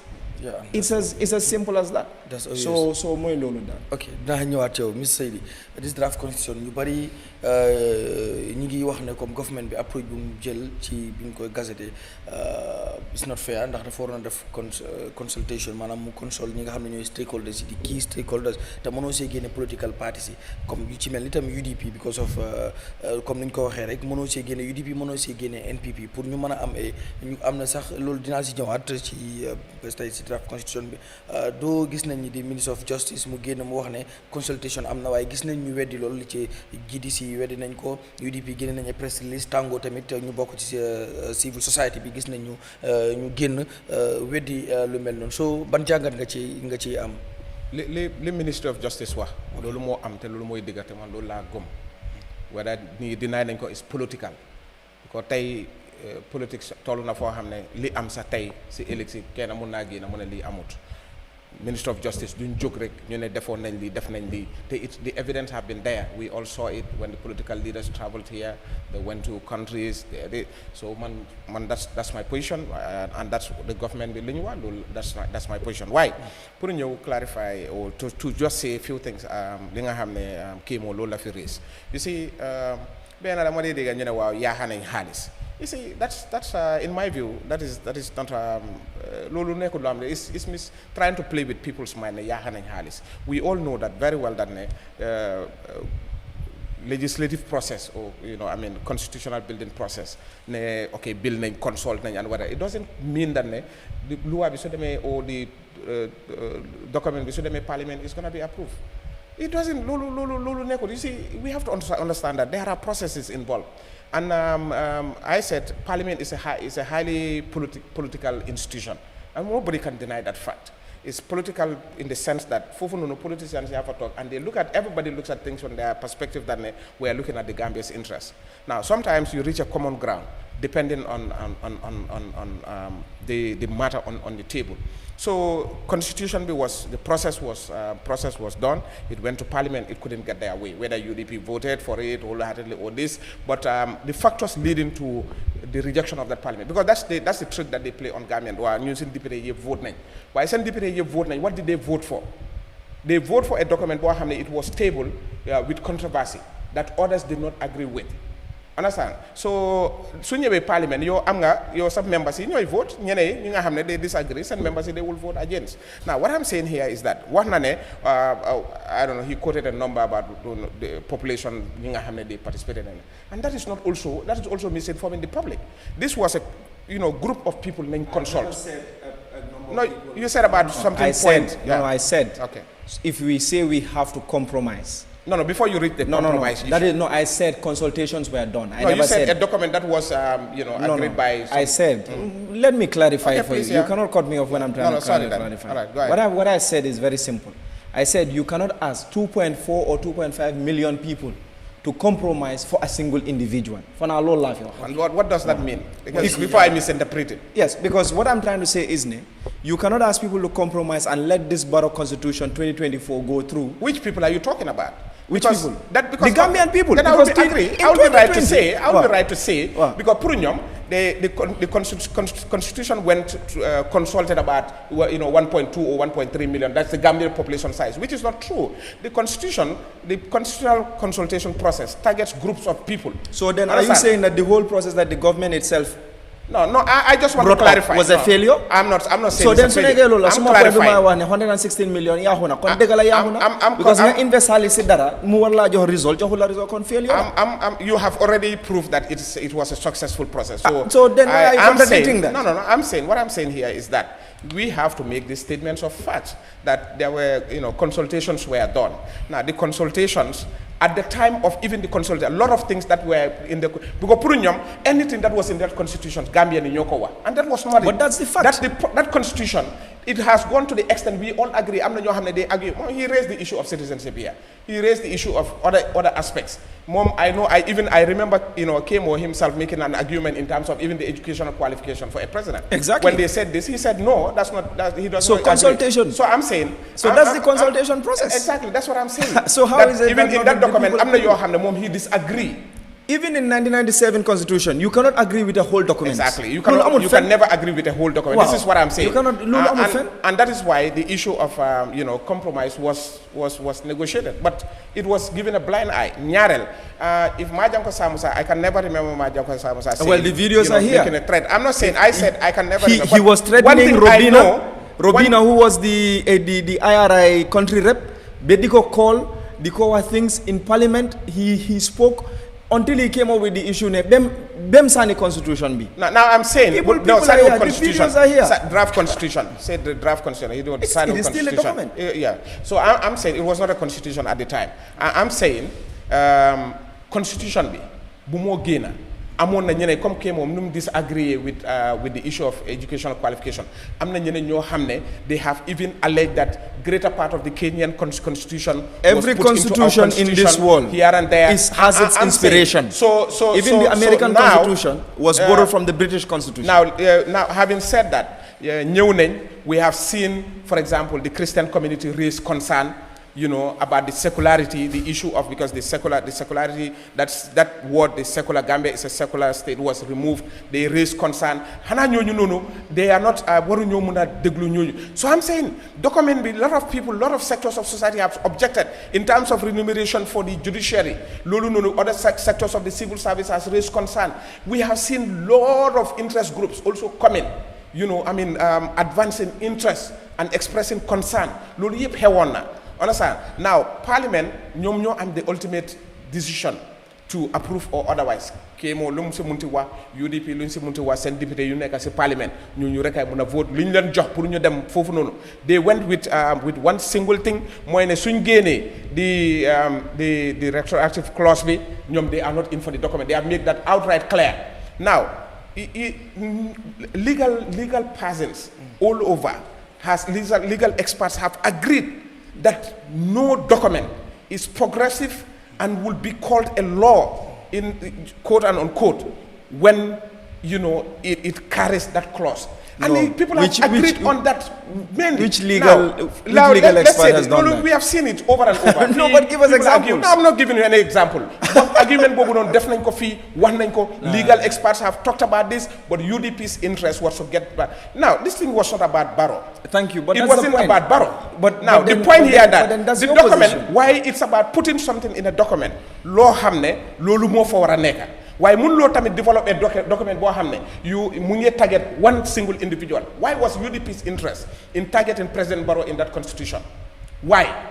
This is what they have never answered to Gambians up to today. In a whole document. No, let me just say this. What do you say? You can say it to the moderator. Okay. But what I'm saying here is that UDP's position was true and true. They don't care anything about in that document. They don't care about the money. They don't care about anything that the constitutional process has gone through. They don't care the resources or the energy that was put into that document. What pour ñom lena rek mo wara nek ci bir constitution bi su fa nekut ñom they have no business with that constitution, and that is that constitution pour mu am mu target Barrow as an individual. Now you have President Barrow, and that's why I said the Parliament is a political institution, and constitutional building can gain politics in the constitutional building process as well. Civil society or whatever, they can be consulted, but the ultimate decision rather, politicians no make. Now, bu UDP taxawé ñu wone sen taxaway ne li su fa nekko rek ñom duñ ko lifin lolu waxon nañ ko. They have said that. Legi bu document be into Parliament. NPP also said, now with this thing that you are targeting an individual, a document cannot be, lolu munta neka a document. So our people voted against it. Couldn't move to the next stage. It couldn't move to the next stage because nobody trusts the order. Because the point was, okay, let's move from this stage, you move to another level. Why, if UDP cannot be trusted at that level, why do you think NPP should be trusted to allow a process to go, further? So the best thing was it went through a vote. you know, and this is what we have to tell Gambians. The constitution be dafa dem through a process, mu dem to parliament, and parliament couldn't agree. And Majanko, I agree with Majanko, Balama Tuterek, I agree with Majanko and others, that there was a lot of influence coming from the civil society, that parliament, in fact, they went further to say parliament among authority. Nobody Parliament said. How can you say that? said it. How can you say parliament about authority when parliament is the one that's supposed to make laws? You see, that is you. Let us be logical. No, and let us be you have to be logical. You have to be truthful. You have to be truthful based on what have been said. Let me get through that. Let me say this. Let's not get to calling each other names. Allow me to say this. Okay. You live in this country. Let us, like you said, let us be honest in addressing matters. You were in this country when the civil society, through a very prominent person, KEMO and many other people listened to, in the person of Madi Jobate. He stood here, and everybody knows his position in the civil society. And other people, Parliament, anything. I'm just saying, I'm citing an example. Because one not feel lawyers. Okay, so how come you can give an example of Madi in CSO, but you can't give lawyers who were the ones? You said, let me give an example. I'm now giving an example. No, but what about the lawyers you said? Because there was none. Now, let me say this. Because they refused. They said, Parliament, let them not touch anything. Let them just give us our constitution. Let them just give us our constitution. Manilen, look, this propaganda will not go anywhere. Because Funyo discuss a constitution, and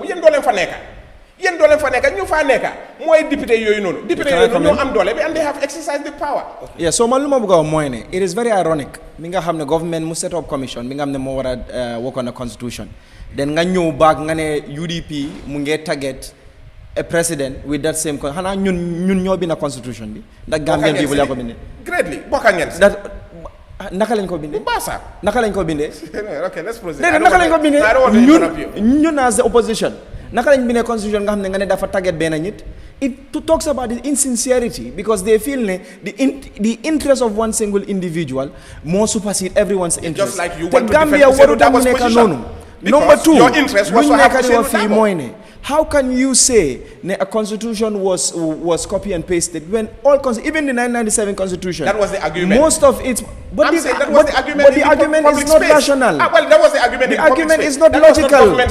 So Lumanega diwa moine, but that was most of what your most of your MPs were arguing. It just shows the limitation and understanding of most of these people who are represented, and I'm glad most of them didn't come back. Well, unfortunately, because they didn't represent the aspirations of their people.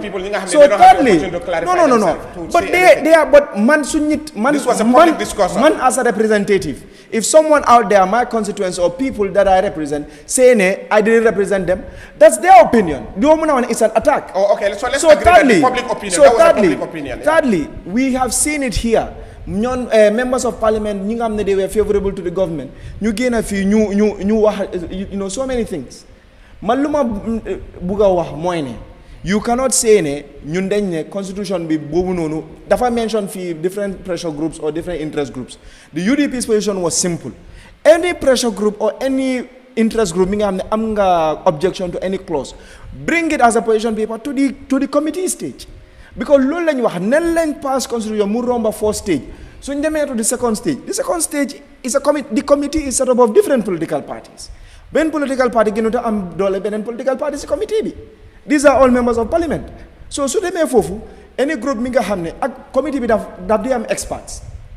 Every committee in parliament has experts nga xamné they are not even politicians. They give expert on the opinions on how things are supposed to go.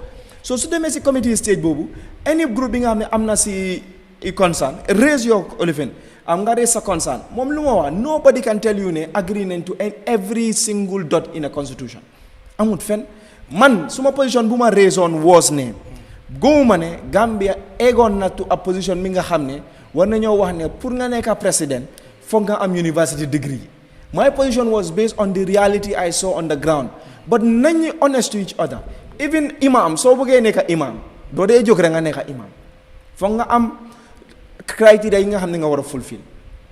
Sakatuma president of a country, there should be criteria you have to fulfill.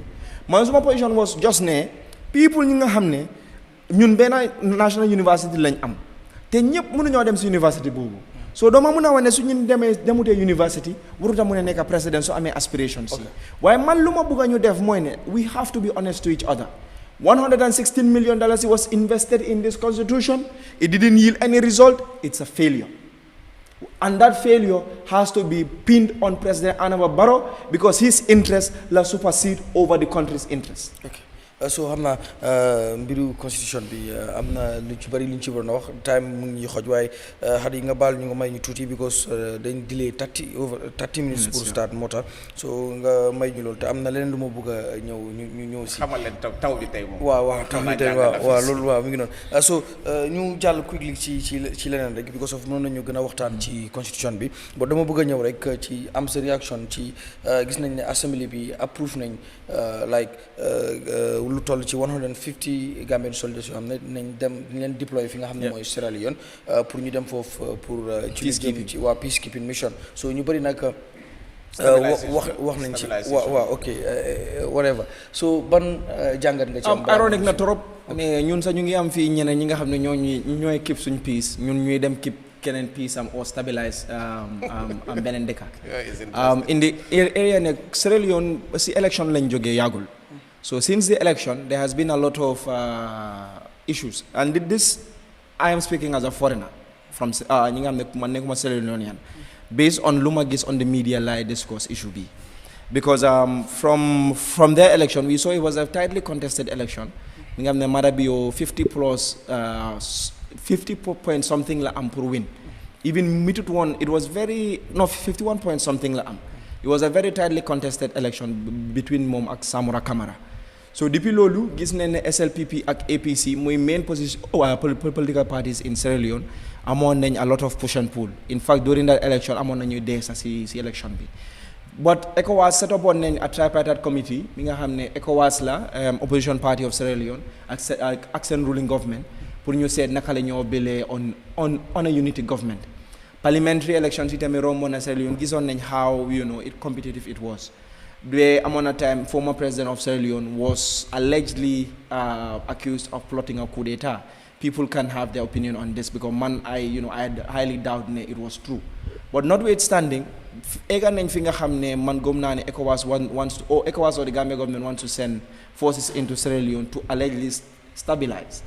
I think ñun nekkuñ in a position mi nga xam ne dañoo mun a support loolu because ñun sa suñ position tey am nañ country other forces from other countries yi nga xam ne ñoo nekk di stabilize fii because I don't think it's a peacekeeping mission because fii amuñ fi xeex bi nga xam ne war nañoo keep suñ peace bi so I think it's very ironic pour country like Gambia war a yónnee suñu soldiers away su dee loolu la na Senegalese and other ECOWAS forces yi ñibbi suñu soldats yi ñu keep the peace in the Gambia man I think loolu makes more sense than nga yónni sa soldat yi feneen nga am yeneen foreign forces fii si sa dëkk bi personally just on a basic and a broader level man noonu la all right so Mr. Sey wow okay well I'm surprised that the KEMO can just put this thing like that as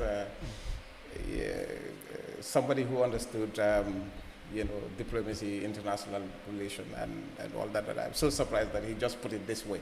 But let me say this, and he said one thing, that the ECOWAS and the Senegalese, I think we have the economic mission in the Gambia. We don't have any Senegalese mission in the Gambia. What we have economic. We have Nigeria, we have Ghana, we have no, because you mentioned economic and said Senegal. That might be a shortcoming, but I mean, we have ECOWAS forces here. Yeah, exactly. So no, I just want to clarify because this thing has remained in the minds of a lot of Gambians because the Senegalese in Gambia. But this is the point. Gambia is part of the international community. Gambia is part of ECOWAS. Gambia is part of the AU and all that not. Léegi kon dafa mel ni anything li nga xam ne Gambia ñu ngi ko jànkuwantal like ñoom mënuñoo bokka mënuñoo contribute anything in that discussion just for example in the basic thing comme ni nga ko tegee that's not what I've said. Okay, so I'm saying in my view so noonu laa gisee noonu laa gisee don't misinterpret what I've said. Okay, no, I'm not misinterpreting what you're saying. I'm reacting to what you're saying based on but how it is a misinterpretation. Okay, because I'm not saying we cannot take part in international dialogues. The person listening out there mun not understand no man yow lay wax man I'm not talking about them. No, because so don't misinterpret that person out there nu mu ko gisee yow you cannot determine that. Why man I can clarify what you are saying. You may not be able to react to that person. Li ma wax mooy Gambia, Sierra Leone, comme nu mu ko waxee dafa am lot of allegations of coup attempt here and there. Ba nga xam ne they understood on a personal. I have a lot of friends in Sierra Leone as well. That the life of the president and the presidency is highly vulnerable.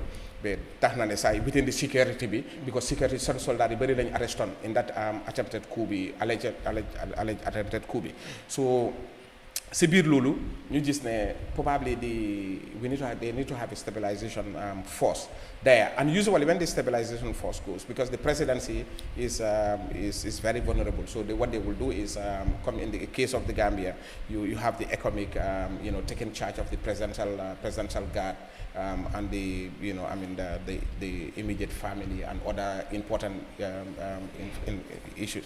So léegi ñu ne Gambia and ECOWAS includes Gambia. There will be a force sent to ECOWAS. Gambia has to contribute. Just like when Amon Jama, even when Yahya Jammeh was here, Gambia was still sending forces to other places. Yeah, but even at the time we didn't have foreign forces in the Gambia. No, listen, I'm saying. So that's my logic. No, the logic there, I'm saying, the fact that I'm got foreign forces here. I don't think will be a basis that the Mundo Yone, you cannot contribute to any other international mission.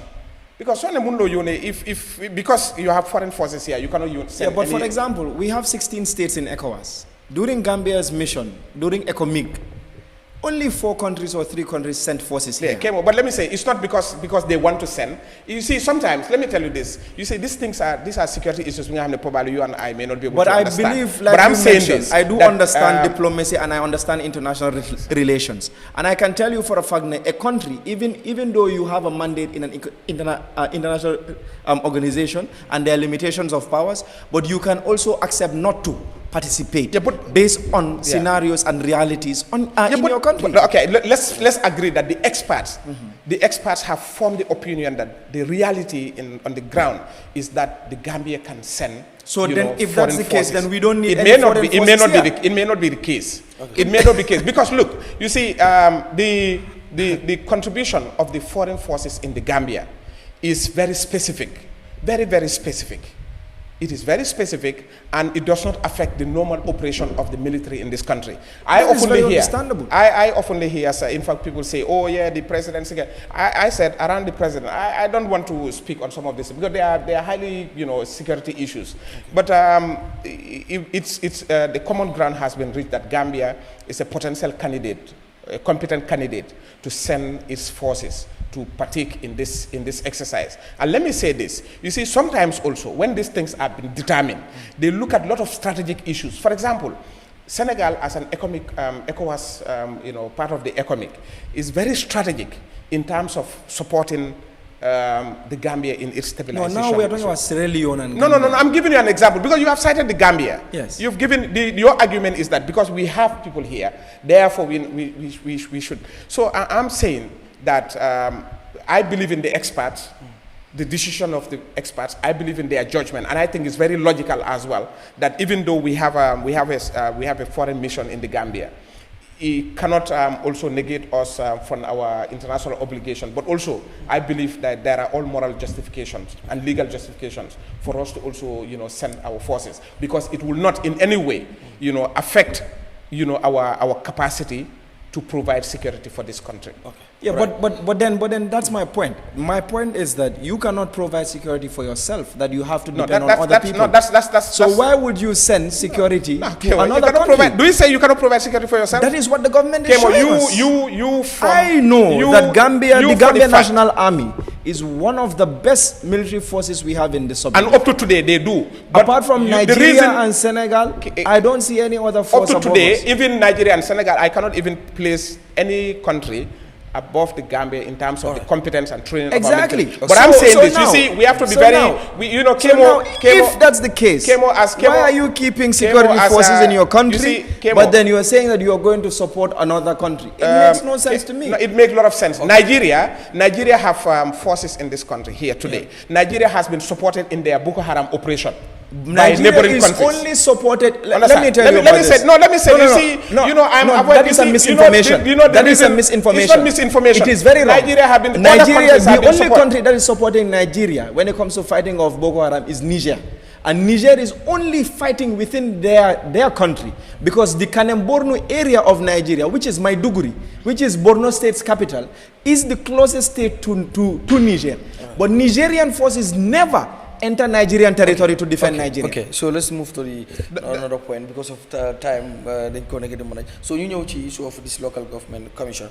Gis nañ tamit benn coow lu juddu bu yàggut ci lu jëm ci talib passeport bi nga xam ne ñu xone def ko doon defarlu fi nga xam ne mooy Sénégal ñu waroon ko dem jëli ñu yónni ñeenti nit pour ñu dem jëlee passeport ñu fay leen li nga xam ne mooy buñaa maanaam padiyam mu doon loo xam ne ñu jàpp ne xaalis bu bari la ñu loolu ñu ngi jotee information boobu ci local government commission bi gis nañ nag time bi moo nekk debate bi so what is your take wala reaction first of all man lu ma bëgg a wax mooy ne local government service commission bi ñun ñoo tax ñu def ko te ñun pare nañ pour dem fa clarify parce que man dama wax ne man liggéey naa local government liggéey naa ak Talib Bensouda local government mun naa laa wax ne butut mi nga xam ne lewut pour ñun lekkuñ ko di nga wax process ne maybe am nañ issues of process how to follow procedure waaye ne xaalisi nguur bi wala xaalisi local government lekka ko loolu amul fu nekk process la then secondly lu ma bëgg a wax mooy ne yëfi ñeneenti ñit leen ñooni loolu amut lu am amut lu li nga xam ne nekk na dëgga benn nit lañ yóoni te benn nit boobu du mun a demal boppam parce que foog mu ànd ak driver mu nekk ñaari nit ñi nga xam ne ñoo dem te padiyam nekkut buuñaa padiyam li nga xam ne la legally you are mandated to have or entitled to have LAMIN moom government official la dafa tukki xam na ne padiyam is an entitlement mi nga xam ne ñëpp mën nañ koo am ne nga dem dëkka parce que yaa ngi dem dëkka mi nga xam ne xamuloo ko am foog nga am fay fanaan foog nga am looy lekka loolu mooy padiyam pademe mooy comme French word la pour every day understand nga moo foofu la padiyam woo di padiyam bi jógee te man lu ma bëgg a wax ñit yi mooy ne ñun loolu lañ doon wax fii léegi nii ne tukki dafa difficult pour Gambian booy tukki fii amatuñ fii benn embassy mi nga xam ne dafa process even British High Commission dañoo yóbbu suñu passeport yi Ghana it takes 15 days or léegi 3 weeks pour nga amaat sa passeport process of passports fii I think the only few countries mi nga xam ne ñoo ko def fii mooy Turkey I think China ak America. China sa Sénégal. waaw China sa Sénégal la so it is logical ne nit ñi ñooy foog nga dem Sénégal nga yóbbu sa passeport bi ñu pour ñu sign ay pour nga am visa te loolu mooy tax Ahmed Bensouda dafa waroon a dem Toronto dafa amoon appointment or a bilateral with the mayor of Toronto yàlla def at that time in July 2019 we were finalizing on our lifin suñu mbali trucks yi mënut a dem mu yónni di PR pour mu dem jëlal ko suñ public relations manager pour ko dem jëlal ko passeport bi mu ànd ak driver waaye ñooñu 2 days rek lañ fa def in Sénégal driver bi ak PR manager te time boobu Canada doo dee mën a def DHL sa at that time in 2019 is either yow yaa koo jël in person or nga authorize keneen through an affidavit mu jëlal la sa passeport because ñun ñi xam ne yëfi passeport léegi lañ gis sax ñu bari ñu ngi use DHL man ak LAMIN mus na ñoo travel pour war a dem Spain moom xam na naka la process bi dee demee te moom dafa travel xam na naka la so man lu ma bëgg a wax rek mooy ne I know we want to keep government officials in check waaye foog ñu try ñu def ko si dëgga parce que doo ñëw blatantly nga openly nga jox misinformation te there is di request bi nga xam ne lañ binda mu ngi foofu te man lu ma bëgg a ñit yi mooy ne Lord Mayor Talib Ahmed Bensouda ak all majority of chairpersons yi du ñuy authorize payment all they do is request bu ñu requesté mu dem to the CEO approve mu dem to the finance director kooku moo joxe because soo xoolee Mayor Bensouda dafa binoon te xam nga fanaa a lot of people dañ dee misunderstand li Mayor Bensouda bu mu binoon di request 4 days la fa def du 4 ñit bu mu demee si finance director kooku moo ne 2 days will be sufficient dee bu ñoo dem ñu fanaan suba ñu jël passeport bi ñu ñibbisi mooy 2 days so li nga xam ne la cost council bi mooy $44,000 pour fuel bi ak padiyam ñooñu ñi nga xam ne ñooñu ñoo dem jëli passeport bi su Talib waroon a dem jëli passeport am as a mayor dina cost KMC at least 2 to 3 days liggéey du ñu liggéey Mayor Bensouda padiyam bu mu war a am as a senior civil servant and as a mayor is equivalent to what ministers have moo gën a bari 150 bi ak 130 bu ñi am as manager ak junior staff su waroon a dem dina ànd ak oddly probably dina ànd ak protocol ni kon loolu compare loolu how much la moo cost area council bi ak nga xool how much la cost area council bi léegi mi nga xam ne ñaari nit ñi dem nañ te it is important to know ne Talib Bensouda bu mu ñëwee KMC mu ngi fekka ku fuel coupon bi nga xam ne lañ doon jox mayor yi at 11,000 plus mu wàññi ko weekly mu wàññi ko def ko $5,000 loolu soo ko compare so mu cut over $6,150 la cut from the fuel coupon weekly it was 11,000 now the fuel coupon is $5,000 and there are records ku bugga lu ma wax la Gambia has information act bi pass nañ ko ku bugga information bi kay KMC nañ la woon voucher yi mu jógee foofu loolu by soo ko defee by 4 weeks in a month nga times ko by 12 nga times ko by 6 years bi nga xam ne la def KMC tey save na KMC $1.9 million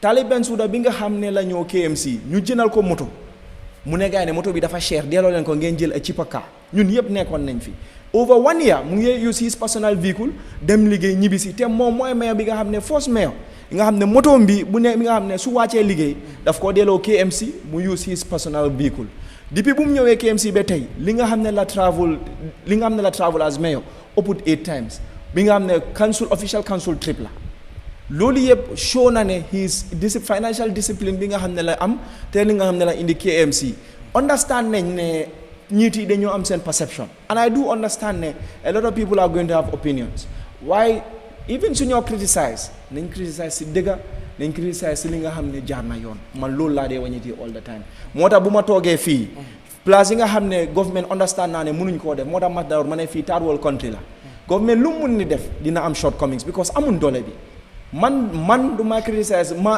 people in government ñoon ambassador lañ yaabo ma jox leen kudos ak props nga you talk about the likes of Safi Sankare minister ay permanent secretary ñun suñ ministry these are astute public servants ñi nga xam ne ñu ngi serve country bi man nte bu ka moo nakar yu soo see dee wax dëgga dinaa ko wax fi nga xam ne lañu war a jaar ñu jaar fa. ok so what's your take comme si mbiru passeport bi ñu wax si Talib soo gis.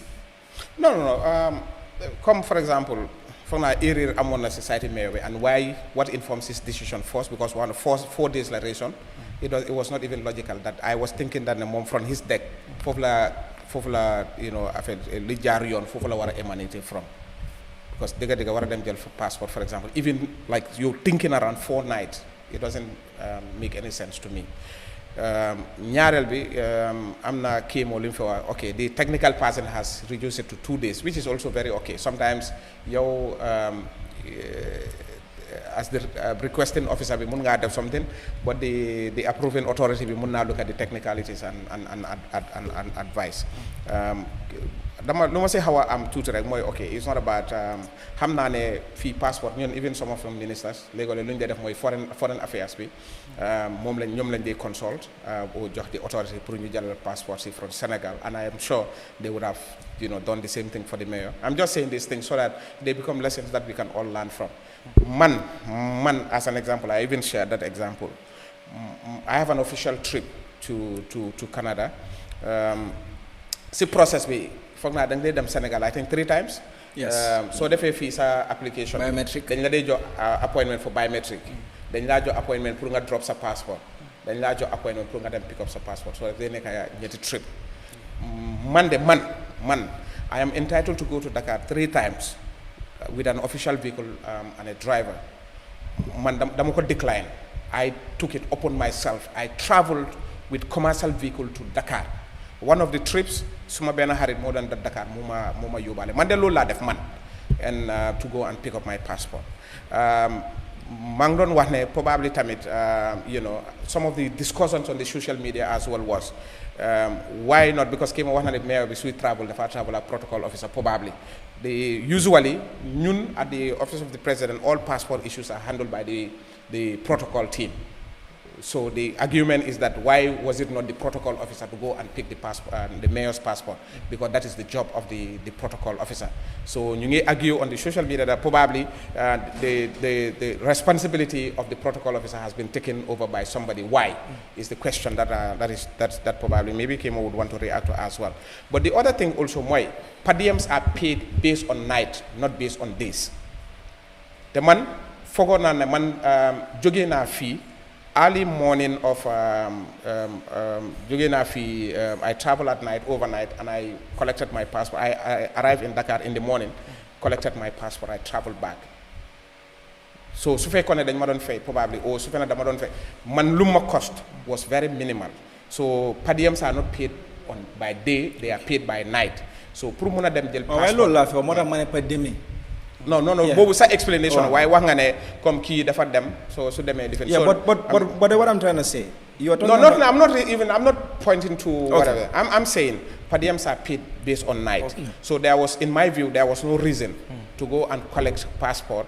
You know, what I spent 2 nights in collecting the passport. Lulu moy suma halat. Why the rest, you know, the public are the taxpayers in KMC, and good number of the people that are also speaking are residents of KMC. But again, also KMC is a public institution, just like the government.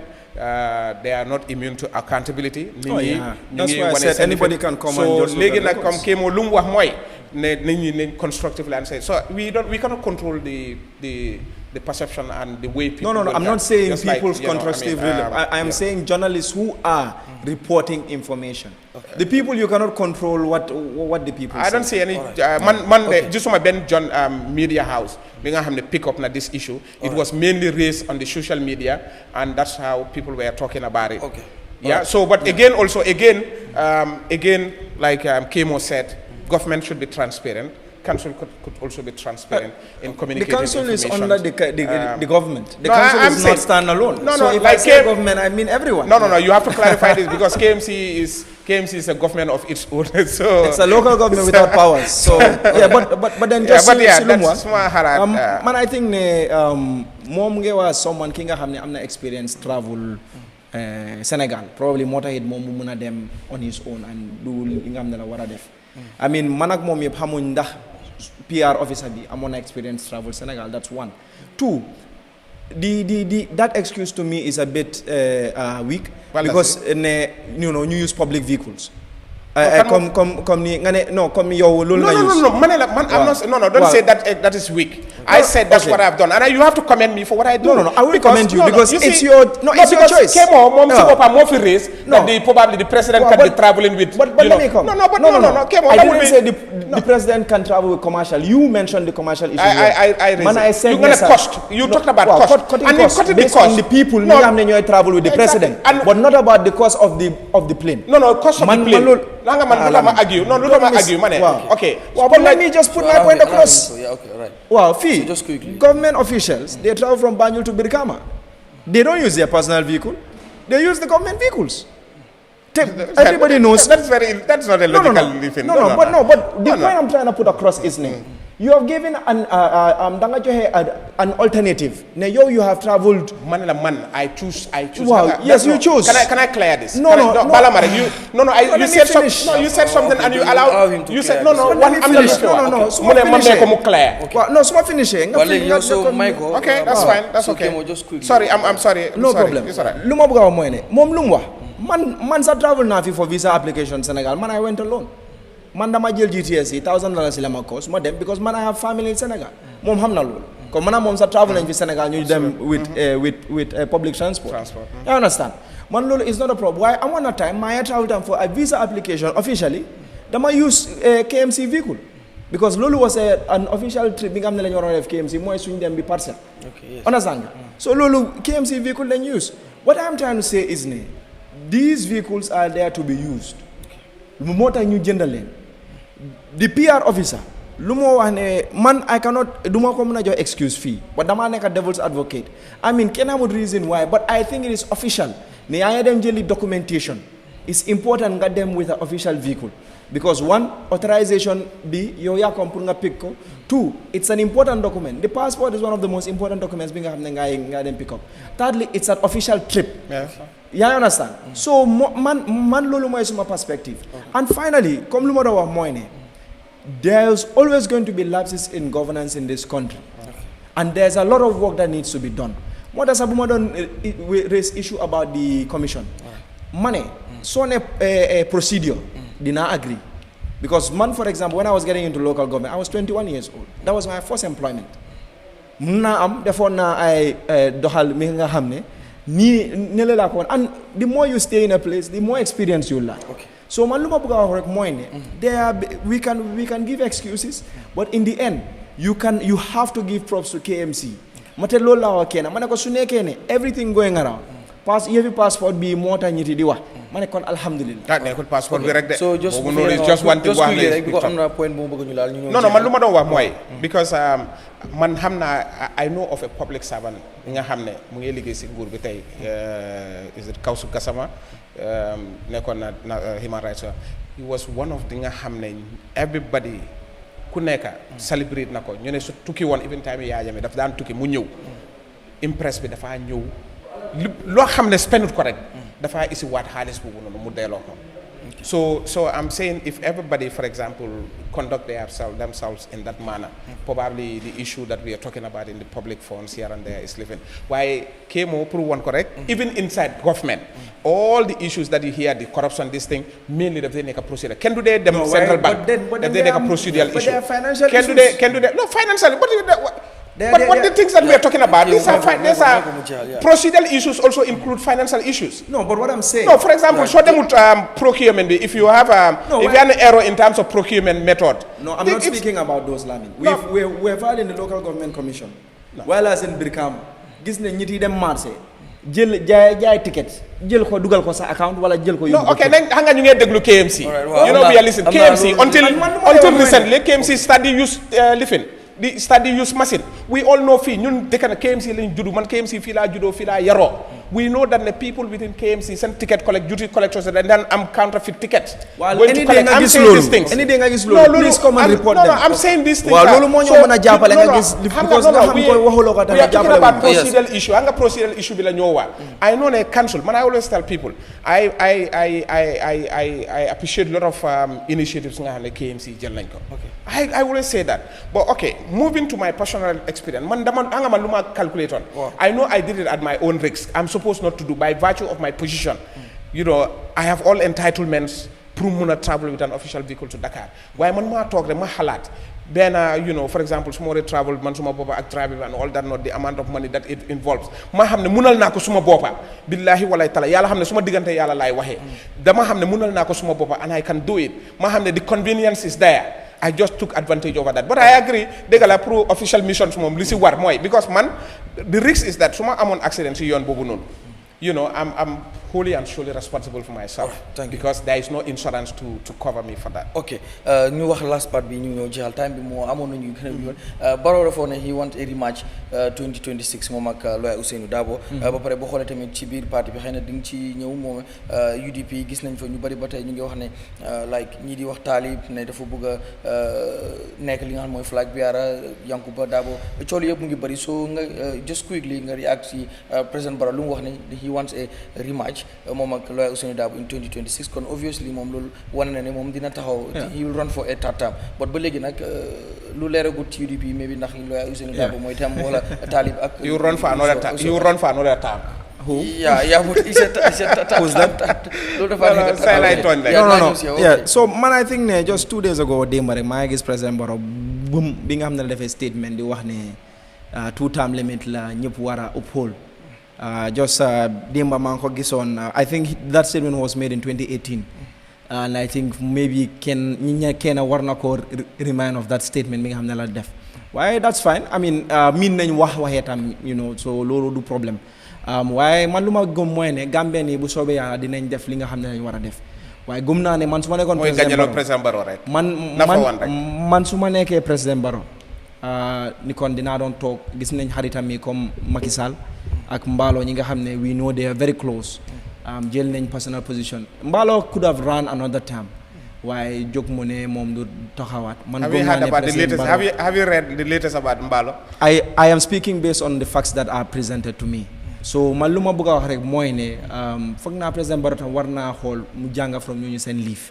even su dul Mballo sax waaye président Macky Sall ne you know soo demee ba to a certain extent you know nga jël sa position nga ne man def naa 2 terms loolu dina ko jox a lot of respect internationally ak internally sax na tax ñu bari ñu respect ko in the issue of the UDP man musuma dégg Tali Ahmed Bensouda wax ne dafa taxaw président comme coow li mais waaw maa ngi ñëw musuma Yankuba Dabo musuta wax ne dafa taxaw président Rohey Malick Lowe musuta ne dafa taxaw président Lawyer Dabo si boppam waxut ne dafa taxaw président for 2026 in fact suñ ko laajtee daf de wax ñu xaar bi waxtu bi jot ñu seet lan la ñoo def waaye man lu ma bëgg a wax mooy ne I think we need to give props te war nañ koo tànk ne Ousainou Darboe bil na parti ba àgg na this stage ba nit ñi we are the only political party mi nga xam ne di nga si compter foo ñit comme noo ko waxee nit ñi di wax ne ñooñu yëpp de presidential material I think loolu Ousainou Darboe bil na legacy mi nga xam ne dara du ko mën a génne waat si dëkk bi te political party nag dafa evolve dafa changement dafa am so waaye gëm naa ne suñu àggee si part boobu comme ni ko parti bi waxee ne 11 months before election comme nuñ ko dee defee dinañ génn a wax kan mooy suñ candidate te bu soobee yàlla gëm nañ ne kooku dina mën a génne Gambia si soona ak métit bi nga xam ne lañ nekk tey. Okay, so lan nga President Barrow ñu wax nañ ne he is running for a third term whatever am nañ term limit wala amuñ ko because constitution is obvious yes this 1997 constitution amul term limit Barrow mun na run as much as he wants but like dafa nekk itam a third term bu fekkee am na ko because of bii mu nekk second term so wax na ne he wants a rematch so kon loolu that's obvious because ñu doon laam-laamee ndax dina dem wala du dem but bii moom like wax na ko rematch waaw rematch ñun wax nañ ko na taxaw waaye foog naa KEMO Ousainou Darboe la war na advice mu def ni Halifa Sallah nit da ngaa toll foo xam ne da ngaa bàyyee keneen mu dem so advice na advice Ousainou Darboe mu def ni Halifa Sallah nu mu defee mu retire from the game mu jox ko xale yi ñaareel bi mooy li moo wax mooy pour mu jox ko ñeneen ok let me say mu jox ko ñeneen let me say this KEMO lu moo wax ne UDP am nañ lii ba am ñi nga xam ne mun ngaa identify these are people ñi nga xam ne they fought their way to present themselves they were never built to come in to groom them loolu is evident here that anybody tour boo munti digga within UDP boromam moo fight his or her way pour mu mun a ñemeñ boobu noonu. so kan moo leen jox plateforme waaye at the level of the party UDP kenn ñemeñu in fact suñ la tuddee ne da nga bëgg a taxaw for the candidacy of the party you become a target and that's what in fact Talib Bensouda is going through because the fight that is coming on him is within internal.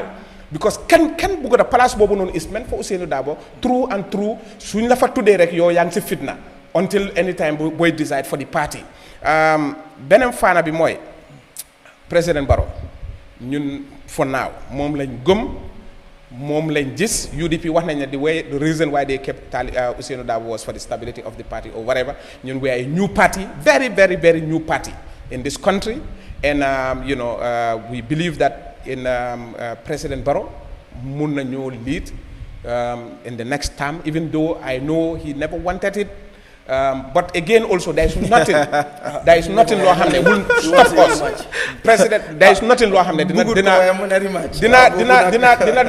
dina ñu jaral everything at the level of the party because President Barrow do they determine na moom mooy taxaw also the party has a national executive and ñun we President Barrow moo nekk suñ candidate and that rematch boobu noonu I'm sure we're gonna have Ousainou Darboe is evident is outright evident Ousainou Darboe wax na ko si waxin te wax na fi affaire wax waxeet su fekkee wax waxeet la am nañ ko roy nañ ko si Ousainou Darboe roy nañ ko si ñoom we've seen it we have heard it in terms of changing positions and pour wax la rek President Barrow dina taxaw in the next election and Gambian people will give him the mandate because President Barrow moom la Gambian yi óolu moom la President Barrow la Gambian yi óolu President Barrow bëggoon naa taxaw fii bëggoon naa wàcca 3 years Ousainou Darboe mu ñëw mu ne du fi am President Barrow bëgg na wàcca 3 years su bëggoon a wàcca 3 years dina wàcca even ku ko wax wàcca bul wàcca ñun su soobee yàlla President Barrow la Gambian yi óolu te dinañ ko ici dinañ ko gañaloo Gambien nañ ko jox seen mandat Gambien yi óolu wuñ UDP Gambien yi óolu wuñ UDP as a party óolu wuñ seen policies óolu wuñ seen belief and they are living we have all seen what is happening within the party we have seen the reasons why people are leaving the UDP te Gambien yi loolu lañ ragal si UDP te loolu lañ leen wan Gambien duñ mus a jox seen mandate to UDP and President Barrow will be re-elected inshallah to become the president of this country. Thank you so much ma bàyyi la rek nga tàggoo time bi dafa jeex tak doo am na ñeneen points ñu waxtaan waaye xam naa no problem dinañ am a lot more waaw dinañ ñëwaat so man lu ma bëgg a wax rek mooy ne I think ne tey Gambia toll na fi nga xam ne man loolu laa de wàññiti ñi di suñu ma ne booy léegi doo dee campagne ma leen ne xiif dina ibi suñu bët ñi parce que ñëpp xam nañ soona bi nga xam ne moo teg si kaw Gambia nii tax na tey li nga feeku comme lu ñu doon wax yëfi backway bi fii yëfi drogue bi ak all of that these are all societal ills mi nga xam ne government bi seen nasax moo tax ñu ngi si problème bi nga xam ne lañu am tey Gambia is one of the most food insecure countries in the sub-region tey mi nga xam ne mënuñoo feed suñ boppa everything li nga xam ne ñu ngi ko amee si biti moom lu moo wax fii ne Gambien yi xam nañ UDP président Barrow UDP ticket moo ko tax mu nekk nguur te turi Ousseynou Dabo la campagne li nga xam ne la fi wax yëpp dégg nañ ko si Yahya Jammeh ak campagne am 2016 waaye Gambien yi buñ paree génnee ko fi génnee nañ ko fi maa ngi sant di gërëm Eyeafrica TV maa ngi sant di gërëm Gambien yi parce que ñoo tax ñun ñu mun a delluwaat KMC mun a continuer liggéey bi nga xam ne la ñoo def campagne yi KMC bi gisoon nañ yëpp lu fi xew du nekkul propaganda du tribalism di génn di wax ne naar mënut a nekk fii mayor wala leader si dëkk bi dégg nañ président Barrow di ooyee suñ bureau yi ay bitiki naar so su nekkee yëfi ragal la foog naa ñëpp xam nañ kan lañ ragal si dëkk bi so maa ngi wax ñëpp ne 2026 is a do or die pour Gambia in the sense ne foog ñu correct li nga xam ne lañ wrong so ku mun di nekk nag te man damaa wax opposition yi yëpp ne nañ booloo ñu téye wante man moo tax sa bés boobu bi noonu naa ma ne man du ma dibeetaat opposition parce que gëm naa ne ñun yëpp benn góol lañ am mooy naka la ñoo ceeñee dëkk bi yóbbu ko kanam Gambia des na gannaaw tuuti des na gannaaw bu am a lot so lu ñu war a def tey mooy ne ñu téyewante supportante gis ne ñu génnee fii nguur bi nga xam ne nekkul di service purpose ñu indi fi nguur bi nga xam ne moo mën a yóbbu dëkk bi kanam te mooy United Democratic Party. Thank you so much Mr. Saidi for coming ma bàyyi la rek nga tàggoo.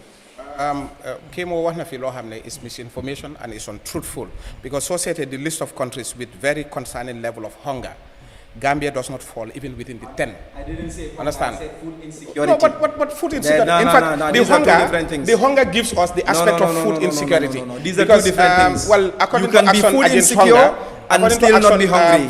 Food against hunger. These are countries you are a senior civil servant. You should know these things. Let me say this: he is misleading the public, and it's not true that you can go and search it and get us back here to look at it. Degala, in terms of food production, the new produce is very minimal. But again, pour war a mun a wax ne Gambia is this thing loolu amut fen this government has opened up the space for every Gambian to thrive. Monopoly. And this government has given the space for the KMC that he is talking about. Tey suñ mënee am different is because of the government has given them the space to be able to do their things their own way. This is what President Barrow and his government believes in is to be accountable. We are accountable to the people. We are not perfect, but we are very accountable.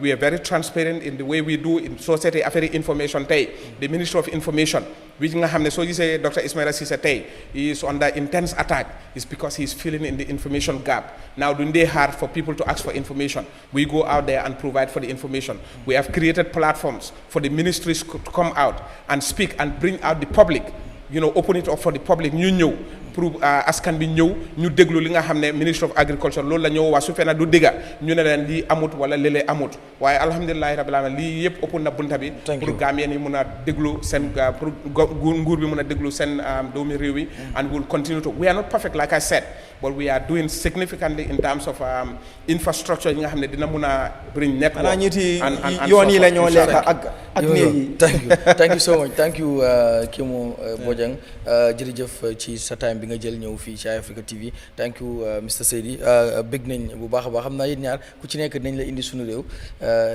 incha allah pour ci yeneen anam ñu mën a waxtaane li nga xam ne mooy réew mi di jégalu bu baax ci ñàkk a ubbi line si amoon nañ yéene pour ubbi ko but time bi moo ñu xooj gisuloo sax mooy loolu dafa dile waaye taw bi tamit tey dafa xëy taw maa ngi leen di gërëm ñoom ñaam seen commitment ndax mënoon nañoo am lay ne taw na so te duñ ñëw gis nañ ñu ko def ñoo xam ne tawul sax ñu invite leen ba si last minute si ñëw Mr. Seydi yow moom dama lay gërëm bu baax ndax tamit ci government side bi dañ dee invite ñu bare bëri wax dëgg fi yàlla duñ dee ñëw I don't know why kon yow faa ma jox la crédit tamit ci bi ma la waxee rek da nga daal di ñëw KEMO Bojang moom this is not the first time yàgg nga bëgg a ñëw OIC bi because of unfortunately mënuloon a ñëw because of those accreditation yi ñu waxoon ne moo tax waaye nekkuloon sa fault ci loolu la bot kon jërëjëf bu baax a baax xam naa this will not be the last time insha allah thank you so much jërëjëf Khady Diassi ñu ngi lay jégalu bu baax time bi jeex na bu yàgg Omar Fati thank you so much di gërëm bu Seydi Kanté ñoom ñëpp ñi nga xam ne ñoo nekk ci caméra bi ak ci technical room bi ñu ngi leen di gërëm bu baax di leen jox dig daje ci beneen samedi bu ci yàlla àndee loolu ñu ñaanal leen weekend bu neex jàngeen jëf ba beneen